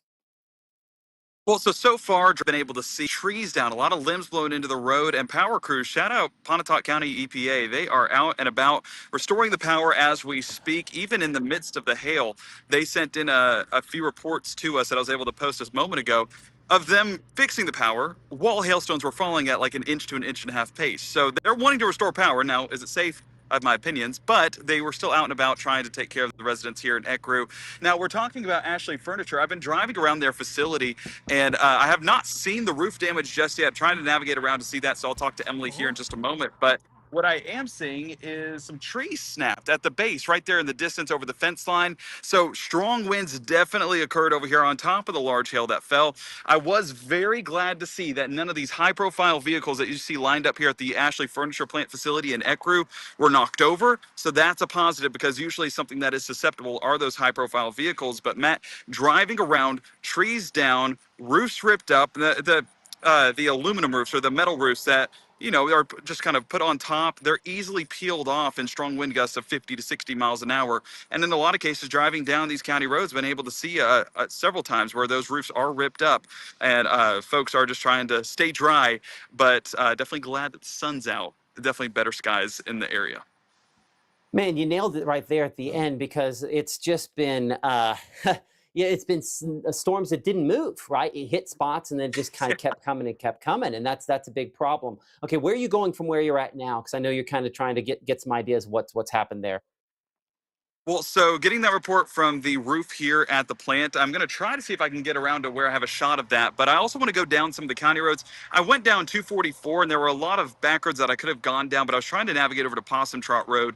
Posted some pictures over there of a roof that was ripped up, a mailbox knocked off, a road sign, but just looked like it was completely mauled by the wind. So lots of damage reported out there. But I'm going to try to navigate to a few more county roads, see what I can see if there's some folks that we can help here over the 5 and 6 o'clock hour, because really it's just the recovery process now. Sun's out. Now it's time to get to work.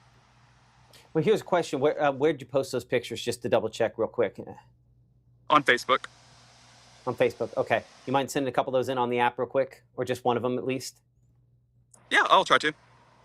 Okay, that'll work. I appreciate that. Okay, our Gabe Maynard out there. And if you're driving, you want to leave your shot up, great. I'll kind of keep an eye out for that as well here as we're looking. Again, in Pontotoc County, the warning within the last couple minutes here dropped, still have flash flood warning in effect, but finally the storms have moved there out of your area. And as I've been watching here behind the scenes, Houston, it's been a different story as storms are moving in and really all over the place there in Chickasaw County.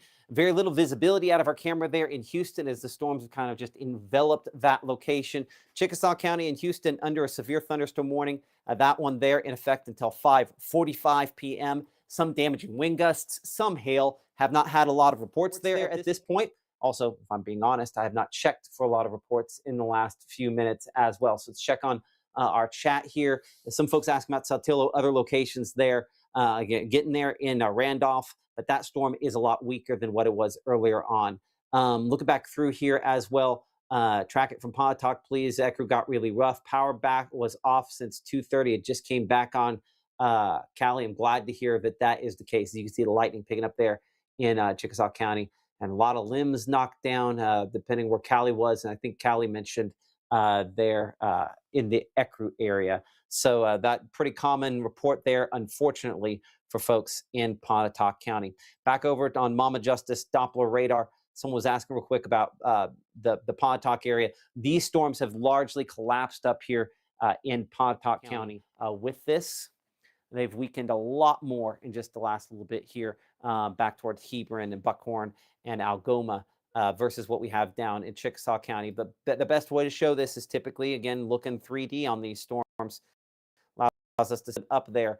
That's just a ton of storms on top of storms kind of developing out there with these. Make this a, what do we got? Make this a 1 hour loop here. And this is the thing. Notice how those storms barely moved, and now we're starting to see a little bit of softwood progression. Aberdeen, I don't know what it is for you. You got lucky. That one collapsed before it truly got to you there. And just the last couple frames, yeah, it's just pretty consistently some rough, certainly some rough storms there to felt a part of these. So on the current scan, let's go wide, and then we'll come back in, just make sure we're not missing something else. Clearly, those are the ones that solidly catch your attention. There's nothing else out there that's nearly as impressive. So let's come down here to Webster, Montgomery County. The storms in Montgomery County are a lot shorter. That's why we're not concentrating as much on those. And you got this big blob there of heavy rainfall, some hail with that as well. As we cut into this, using our 3D version of Mama Justice Doppler radar to kind of get the most intense parts. And once again, it's Western Webster County that we're looking at here as well. And we've been kind of watching Western Webster County for a while for that potential that this could have some of the larger hail right there on that. Let's go ahead and pop that up. And again, the severe thunderstorm warning for Webster County is in effect until 6:30. And there, again, we're pretty rural portions of the western part of the county. There, as we zoom it in, right along Edgeworth Road, just west of Alva Road, and near Alva, I think that's Alva. Actually, I can't read that one. Hold on, let's double check that road name there. There we are, Alva Stage Road, near its intersection of Highway 404. So those are the two spots where that is. Go back a couple scans here, make sure got movement right on it. That's the problem. They're just not moving. They're all kind of going different directions. So where they pop up, it can be rough.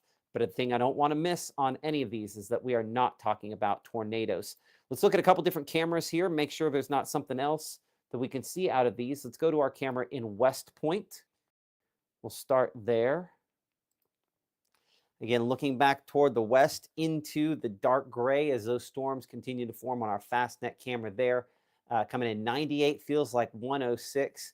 And because we can, I'll just give you kind of an update on Mr. Maynard. We're not going to really talk to him very long, but he is out on the road. Well, hold on. Which one am I saying? Oh, I'll bet that might be E. Yes, the advanced Is that one. Ethan over there? He advanced one? The advanced one.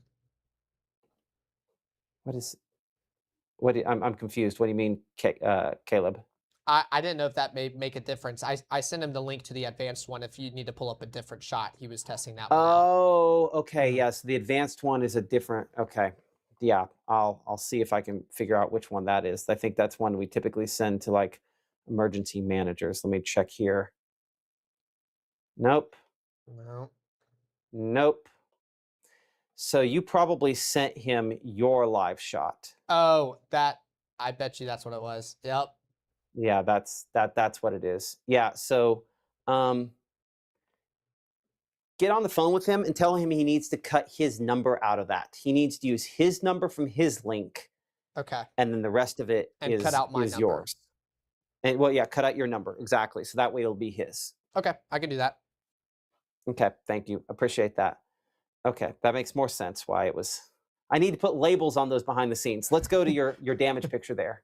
Okay, yeah, we can write that down behind the scenes. This was actually off of, oh, I'm blanking on it now, but since I was thinking that, it was off of, let me pull it up. I had it behind the scenes, Possum Trot Road. There we go. This has been, unfortunately, one of the highlights of damage here. This was actually from a comment that was submitted earlier saying that a tree fell on their son's house through their door, smashed the glass, and I'll back this up, that way it'll play. You can see the broken glass down there on the floor, and just tree limbs and just smaller trees just continued to snap with some of these straight line winds. So this was sent in by Christy out there off of Possum Trot Road. And we also had Gabe earlier when he was talking about uploading those pictures to Facebook. I mean, take a look at some of these signs. Let me move this down so that we can get a clear visual on all these pictures. I mean, signs just kind of mangled with that wind. Some roofs also, unfortunately, getting some of that damage. And these are all off of Possum Trot Road out there in Those are Pontotoc Gabe's Ecru. pictures, right? Yes, these are Gabe's. The video was sent in by Christy, but these are Gabe's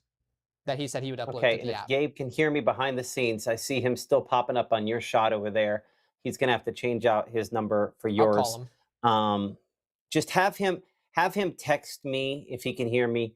Text me his link, and I will send him the right one. If he texts me his link, I'll send him what the advanced one looks like. I can do that.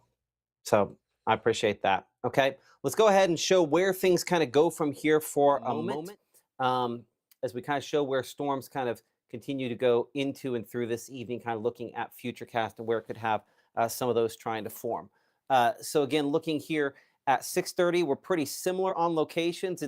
Clearly it's missing some spots there where we could potentially have some of those storms ongoing. As we head toward around, say, 7 o'clock, a couple of these out in the Delta, I think what it's capturing is some of those coming in from Arkansas, fairly strong, but it does keep at least some of these through 8 p.m., 9 p.m., 10 o'clock. That's why we do have that severe thunderstorm watch that remains in effect. It's a little stronger, maybe a little too strong up there in the Tennessee, but watch how we go through a bit of a lull, 10 o'clock toward around midnight, and then it's almost like we flip a switch and boom, some thunderstorms start forming there 2 to 3 o'clock in the morning. I will say this, a lot of times when we get big hail reports coming in, right? We get those, inch and a half size hail reports. First off, send those in using the Mississippi Live app, and the largest hail next to a coin that we can verify wins a $100 gift card from our friends at True Shield Roofing. That wasn't where I was going with this, but that is the one thing that makes a bad day a little bit less bad. So it's the biggest one next to a coin or a ruler or something that we can definitively say this one versus that one, right?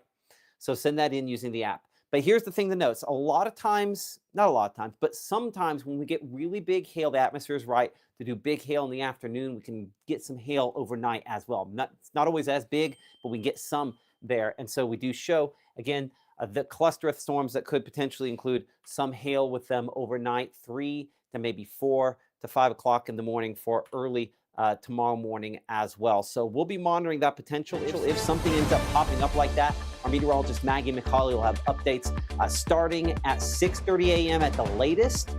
If for whatever reason we have severe weather before that, of course, we'll have updates before that as well using the Mississippi Live app. Just make sure you have that available and handy. And it's on all the different platforms, Apple TV, Roku, Fire TV as well. Check her out for the latest, getting you ready for school, getting you ready for work, and getting you prepared if storms are in the area. Again, Mississippi Live this morning, Maggie on tracking those storms if push comes to shove and requires as much. So temperatures for tomorrow morning going to be down somewhere in the neighborhood of the low 70s out there, and there will be some spotty storms, but lower 70s, rain cool to that certainly is an improvement. Our school day forecast has a 75 at drop off, 89 by lunch, 94 by the final bell, under what should be, again, partly sunny, mostly sunny skies, lesser quantity of storms versus what we have out there today. Appreciate our partners there at IMPC for, again, sponsoring our school day forecast. It's regardless of any rain cooled air that might help a little bit, it's still going to be very hot and potentially dangerously hot for some of those Friday night football games. And again, we'll look at our game of the week forecast coming up here in a couple minutes on that. But to begin the day, not much activity, a couple isolated showers and storms, not impossible. Watching a front, hoping for this to bring some slightly cooler air. You can see storms kind of developing out ahead of that, out into parts of Alabama. Looking at our HRRR here, keeping most of that activity out of here. That's again assuming that we have some overnight storms. If we have lesser overnight storms, there's more fuel to try to trigger some thunderstorms tomorrow afternoon. 96 the high in Tupelo and Amory for tomorrow. 100 plus out here in the Delta with heat indices. They're going to be pushing up above that. And at this point, at least initially here, looking at our futurecast, not showing much there. I'm going to do this on the fly, so hopefully find the right one here. See if I can find our high school football forecast for tomorrow. I don't know if that one's been updated. Well, I want to bring Caleb in to make sure we've got the right one here updated. Was it football +1 you got? I was able to go in and change the locations through the editor. That's what Gabe mentioned for me to do. So it should be updated. Okay, I just wanted to double check on that then. So I wonder if this will let me play. I might have to actually drop it in the show. Give me a moment to do that. Okay, appreciate that, Caleb. We'll get that in here. Where are we at? Lows tomorrow night. There we are. Here we are. Okay, thank you, Caleb. Yes, sir. See, it takes a village to keep me straightened out. That's for sure. Okay, so our game of the week forecast for tomorrow, we're looking at 91 again. That pregame temperature there. And that's the thing, that 91, if we don't have any rainfall out there, still probably feels like it's 103 to 104. We have not had reports of anybody backing game time up for tomorrow. That may or may not be a wise decision on that one. Halftime 86, still probably feeling like at least upper 90s at that point. And then 70s by the final snap. The rain chances are better during the day, though again, a non-zero chance to get a couple storms into the evening.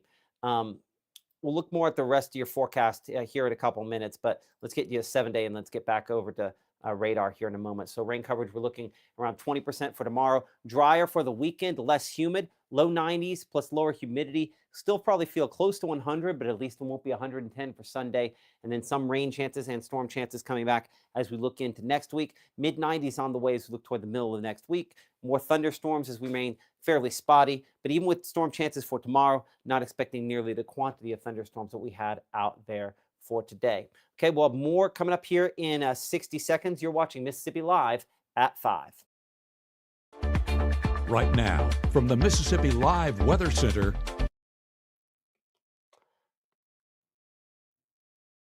Oops. Okay. Well, there's our broadcast later this evening here. I forgot that we already did the news break there. So good.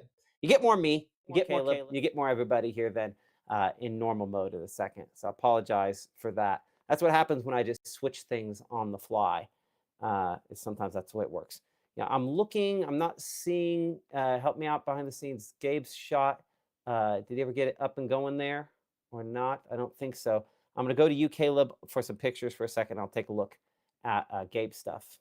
Okay, yeah, that sounds good. Let's start off with hail pictures that I would much rather like to show off throughout the rest of the evening. And even if we were to deal with some hail overnight with some of those storms, we'd like it to be a little bit smaller. This is pea-sized hail submitted out in Holcomb, Mississippi earlier this evening. So I think this is a nice change of pace for us to show some hail pictures. Appreciate you for sending in the coin as well. That helps us kind of really judge how tiny or how large these hailstones are. And like I just mentioned, we have them all across the spectrum here. I mean, another impressive hailstone out there in Pontotoc that has been pretty much the bullseye for storms here in North Mississippi. They've pretty much experienced every threat so far that we've had to talk about and get you guys ready for today. And then here's another shot. Now, I'd be curious to see what this normally looks like. This was sent in off of 336 Ecru, but still, that was an area impacted by flooding that is currently ongoing, but very, very heavy rainfall from earlier. So don't know if this is a stream or kind of just bank kind of over flooding, getting closer and closer towards the gravel road, or what this is supposed to look like without all that rainfall. But you can definitely tell, I mean, quite a bit of rain has fallen out there in Ecru, Mississippi earlier on this evening. We have dealt with quite a bit so far out there in Pontotoc. Let's take a look at the chat right now and any questions you guys have. Martha, I think we can all agree with that. Need rain, not the storms. Again, this is some much needed rainfall here in North Mississippi. We just never like to deal with the severe weather aspect of it. And let's also check perfect. some power outage stuff if we can too, Caleb. I can switch that over. Yes, let's do that. Pontotoc, that was one that we've been keeping close eye on, but off the bat, we're already seeing a lighter shade of blue. Let me move this over for you guys. There we go. So we're starting to see those already come back online, and that was one thing I did want to show you guys earlier. This is what our Gabe Maynard, I don't think I have the tab open anymore. He showed a picture of the Pontotoc EPAs already driving on the roads, getting that power back on for you guys. So I wanted to give them some appreciation. They do an excellent job making sure your power comes back on as soon as they can and as soon as they can get that safe and ready for y'all. But let's take a look at our Pontotoc EPA and show that we're not really talking about that bright pink and purple kind of outage area anymore. We are still talking about a still significant 146 outages reported within that yellow frame, and also that teal coming in at 11. So we're still dealing with quite a few outages, but the good news is we're seeing that number continue to decrease. We're not seeing it increase. Now, hopefully we can finally just get rid of that severe thunderstorm warning and just storm that has been impacting you guys out there in northern Pontotoc. I would say those outages out there in Pontotoc and Webster have been the most significant. We start to see a little bit more coming in out here in Webster County. In this yellow frame, we have 53 outages reported, and out here within the orange frame, 107. That's pretty much in the southwestern portion of Webster County, getting closer towards Montgomery. So you guys dealing with some power outages. And another thing our chief meteorologist Matt Laubon mentioned earlier, when we deal with these outages kind of throughout the rest of the evening, we're going to talk about them being super isolated as well. You can kind of see these blue boxes all across the Calhoun, Chickasaw, and the Webster, but they're going to be minute. So 100 within that box, 2, 3, are we going up? 6. See if we can go back down. 1, 1, 1, 2, and 3. So we're still going to deal with some isolated outages all across our counties as these storms continue to build on up and then starting to kind of dump all of that out on our respective cities and locations. So that continues to be kind of a concern that we want to keep monitoring very closely. For county, those continue to impress. We haven't seen too many storms within the region, or at least not as impactful as what we saw out in Pontotoc as those storms continue to fire on up. And then down here with our Entergy, this is Atala. You guys have dealt with quite a few outages. Then let me see if I can refresh this. I want to make sure I'm not showing anything from yesterday, just not updating. And I think that was exactly the case. Perfect. So Atala County, you guys are doing a fantastic job. It was still popping up some of those outages that we saw yesterday evening, but all of you guys back online. In central Mississippi, that was one we were looking at a lot yesterday as some of those storms continue to push further and further south out of our coverage area. You guys still dealing with some storms, just not quite as impactful as what we've seen so far in Pontotoc County. So outages, Matt, I would say those continue to trend in the right direction. We're starting to see those decrease and more people coming back online, but definitely going to keep our eyes on it throughout the next few hours ahead. Absolutely. I think that's kind of what we have to do Yeah. at this point here. Appreciate that, Caleb. Current time is now coming in at 5:40. We have multiple severe thunderstorm warnings that we are tracking. Damaging winds so far have been one of the big stories, along with hail. Don't know that we have nearly the hail potential out of these that we had even just a little bit ago. Looking at Mama Justice Doppler radar, severe thunderstorm warning continues for 6:30 for parts of Webster, Choctaw, Montgomery, Grenada County, Carroll County, also in that. It's really this cluster that we have in the middle there that is the most intense near the Montgomery and Webster County line. It does not look there near Lodi like that is quite as impressive as it was just a little bit ago. We'll make this a 1-hour loop here that continues to again show some of those storms sort of popping up and going from time to time there as well. Some gusty winds certainly possible out of the strongest of these. And this one could be one of those spots where that is the case there. Caleb, I need to send you to Chroma for a second here so I can figure out Gabe's shot. We almost have him up and going. And considering what he's seen there, I want to make sure that we're in good shape on this as well. What I need from you to do is after this, I need you to go to Chickasaw County, keep it street level, look where it's most intense, hit some of the other factors with that, and then I'll be right back with you in just a second, okay? Okay, sounds good. We can do that. Let me wake this one back up since I've been over at the BAM and see if this can come back online quickly. If not, I can just do it through the laptop. We're going to have to Do it old school. Okay, so let's continue to take a look at these severe thunderstorm warnings ongoing, especially out here towards Webster, and it's eventually kind of making its way. We can see some further up north into Chickasaw County, and you can see actually these boundaries, that's been a focus point a lot throughout the past few days here in North Mississippi. These outflow boundaries, they kind of act as these mini cold fronts to force these thunderstorms to continue to rise here in North Mississippi. But once it becomes detached, notice how that line continues moving forward. These storms, they just have to sit still. They can't really follow it. So that's what we're going to continue to see out of that storm out there in Houston and Chickasaw. We're still under that severe thunderstorm watch that is set to continue until 10 o'clock, but that severe thunderstorm warning that is ongoing, that is set to expire at around 5:45. So let's come back towards now. Sorry, I'm going to have to look at it a little bit smaller here. Looks like I may have missed it. There we go. All right, so we're still dealing with some of those warnings ongoing out there towards Chickasaw County. Now, it's not including you guys out there in Clay, or actually, no, yeah, that's the watch, but I think it is just barely in Monroe. So you guys getting a heads up on that thunderstorm. Now, not expecting it to make that much forward progression. That's not been the trend that we've seen so far today, especially once these storms kind of become detached from this boundary. That's that thin line that you can kind of see kind of draping through the Golden Triangle region. Now, along this boundary, as it continues to push further and further southeast, we could see some more storms try to build on up.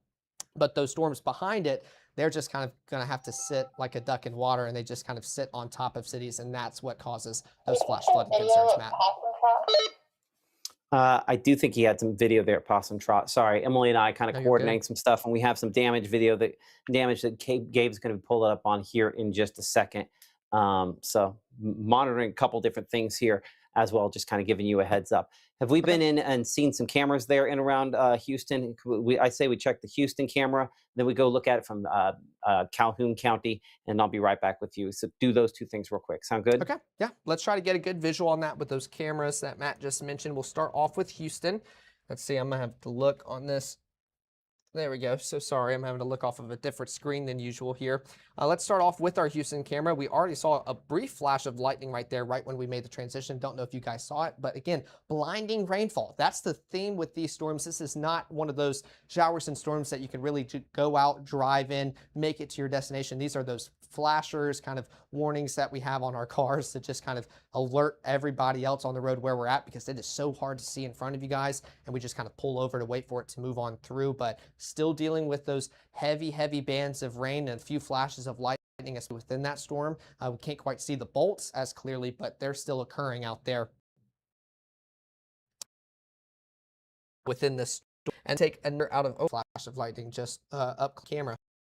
Let's look out here in Pittsboro within Calhoun County. We can kind of see, I wonder which way this is facing, but probably seeing some of those rain bands further out in the distance, and especially right here kind of with those gray gloomy skies kind of along the horizon. That severe thunderstorm warning just southwest of you guys, or at least from this camera here, but we can see kind of that heavy precip just east of the camera, a severe thunderstorm west as well. So still dealing with some of these showers and storms throughout North Mississippi. Now, I will say the one that's been most impactful so far has been out there in Pontotoc, and most of these warnings we're trying to get kind of ahead of these storms in case they do continue bringing some of those damaging wind gusts and the potential for some hail. So we're still seeing that, and it looks like, let me back it up. Did we just see one of those warnings? There we go. Expire. So now not dealing with that out there in Chickasaw County. You guys are not under that severe thunderstorm warning anymore. Kind of just became detached from that outflow boundary. So hopefully not continue to build up in strength and starting to see a good trend, Matt. Well, let's say that they're still going 50-mile-per-hour winds on that. So it's just barely below severe limits where that is at this point in time here for that. So again, it's still fairly hefty, but not all the way to full on severe. I'm gonna see if we can bring Gabe up here. I see him. He's a little choppy at the moment here. So we'll bring him up real quick where there's he's running into some damage. Gabe, where are you at? So I'm right off Friendship Road. I'm at Miss Charlotte Jenkins' house where damage did take place. And I'm going to walk you guys over to it. I'm hoping. Hey, Gabe, so, hey, we're not going to be necessarily walk and talk. We're going to be probably more point and talk if we can. This is going to catch up here in a second. Choppy. So, yeah, no, it's very choppy. So what you're going to need to do is you're going to need to flip the camera around, hit refresh, flip the camera around, choose your opposite side camera so you can see what you're looking at, and then stay still, and then maybe zoom in, zoom out. But you're going to have to keep it fairly still, or we're going to lose it. Walk and talk is probably out. Okay. Gotcha. Okay, so I'm gonna just go and hit refresh so you can see what you're doing, and I'm gonna keep it on your shot. Sound good?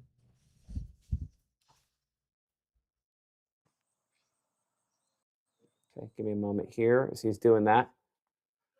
See behind the scenes, he's gonna flip his camera about 3 or 4 seconds. There we go. Okay, Gabe, now give us again where we're at here, a general vicinity. So I'm off of Friendship Road here in Pontotoc, and it's a little bit of a ways into Friendship Road. I don't know exact location. I've been navigating. Hey, Gabe, so you're real choppy right now. So we need to probably back up from where you're at a little bit more. I know that's going to be frustrated, but yeah, I'm at Miss Charlotte General here. What year? Top of a and yeah, you're gonna have to back up closer to, yeah, it's sort of working, but we're really kind of, it's real choppy. Okay, let's try again. Maybe we have your audio, but don't okay, move. so there's a look at Miss Charlotte Jenkins' barn, and you can see the damage where the gap is on the opposite side of where I'm standing at. What happened was the roof right there was ripped off, tumbled over the top of the barn, and I'm going to try to tilt it to the other side where you can see that top of the roof is laying on the other side of the barn. The interesting thing here is this, where the side of the barn is that's damaged, that's ripped off. That was on the east side, and it rolled over the barn on the west side. So east to west wind that ripped off that barn, the top, Here in a the roof of second, the barn, and that tumbled over the top of it. So, but Charlotte said, just on the most recent, not with black when we got it. Oh well. So we've seen the picture. Hey, pretty much locked on that. Give us your audio on what you've seen and where you're at. So I'm right off of Friendship Road here in Pontotoc, and I don't know exactly whereabouts along Friendship Road, but a pretty decent bit into it. And this is, for all the locals, Miss Charlotte Jenkins' house. And this is a look at her barn right off of Friendship Road, where the east side of the barn was ripped off, tumbled over the top of the barn, and then ended up on the west side. So it was an east to west wind, kind of unique there, being that those storms are kind of building towards the east. I thought it would be the other way around, but either way, a pretty strong gust of wind knocking down the metal roof. And as we talked about, those are a little bit more susceptible to strong wind gusts. And here it rolled over the barn. And unfortunately, it's going to be a pretty decent cleanup process. But I do want to say, and this is something that a lot of folks are thinking right now in Pontotoc, they're just glad they're okay. Miss Charlotte's saying it could have been my house. It could have been me that was a part of that wind. And I'm just glad that it was my barn and not me. And I think that's something that a lot of folks are saying, praise God for, as we enter into the almost 6 o'clock hour. Yeah, you might get a soundbite with her if she's willing to talk. Let me ask this again. Does she know about when it happened? Because the east to west makes sense because that storm was back building. And so you had microburst after microburst of heavy rainfall going with some of that wind.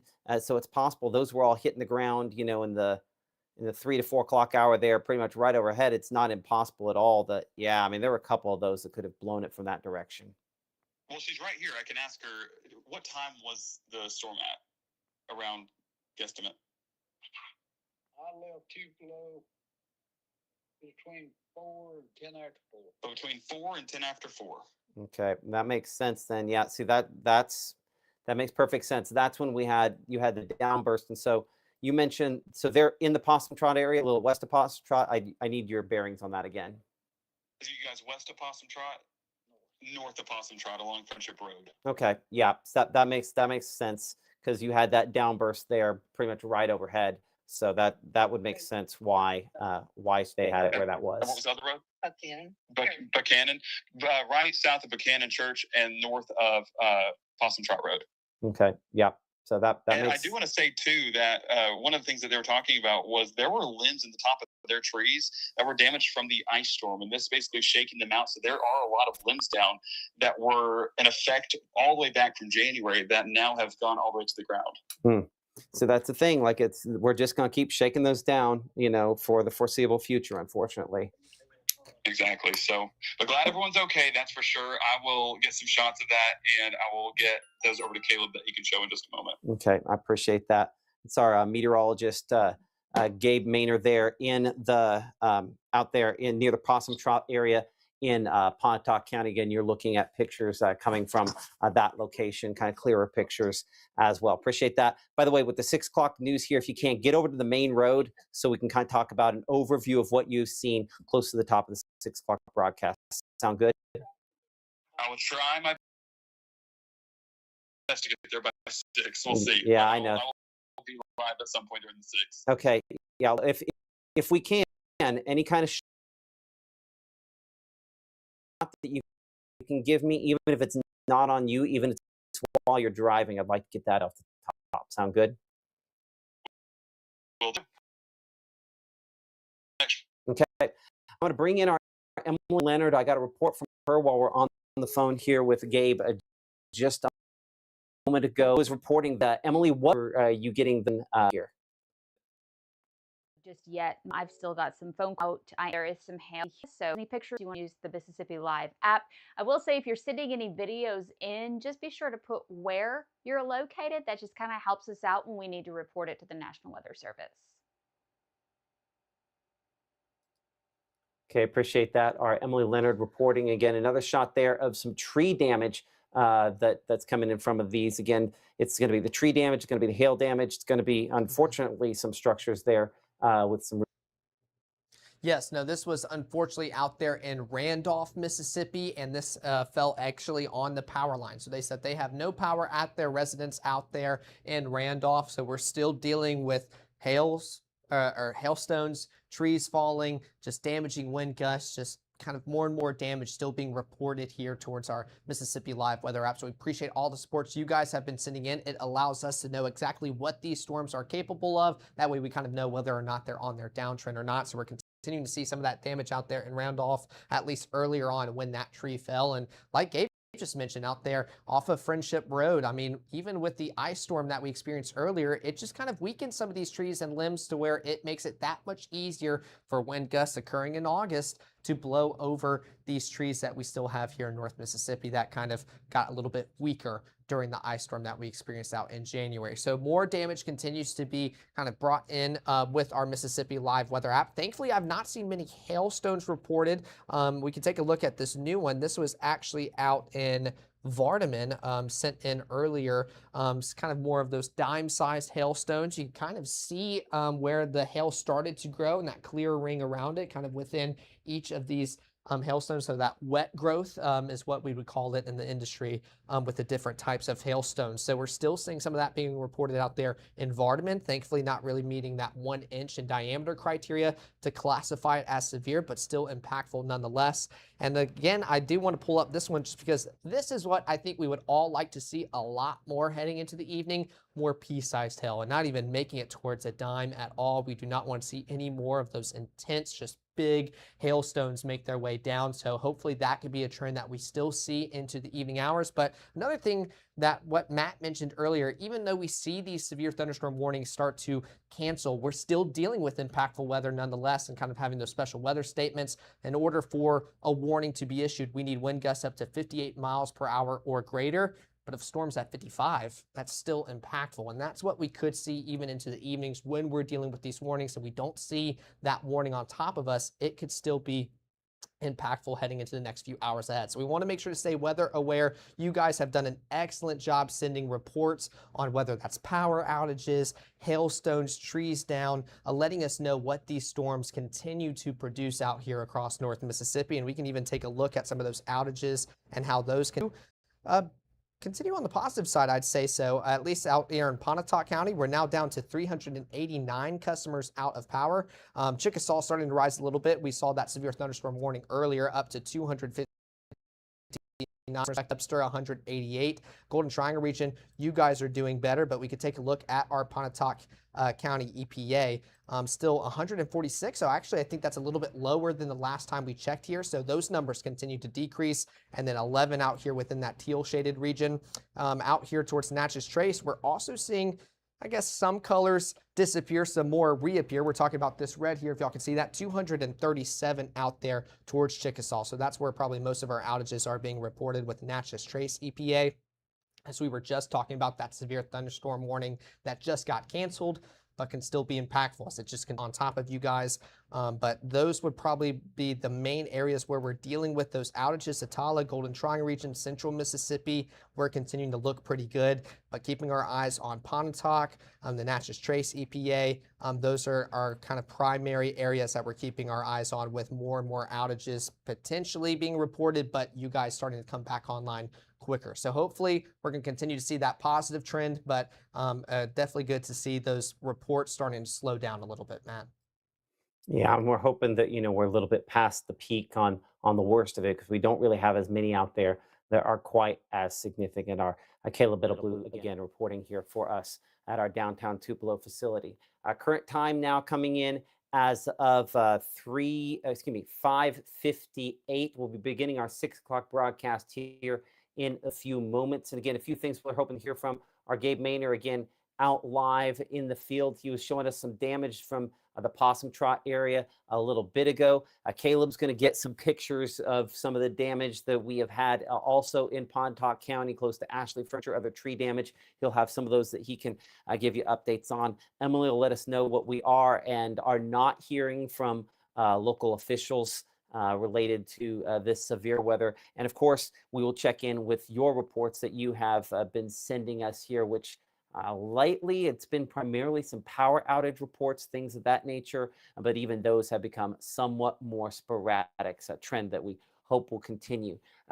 Caleb will have, again, our push alert ready to go here in just a second. I think we'll go ahead and re-rack things here. You're watching Mississippi Live here at 6, starting right now. I have been going to Tupelo Smiles my whole life. When I was a kid, I was unhappy about some uneven coloring on my teeth after getting my braces off, which at the time there really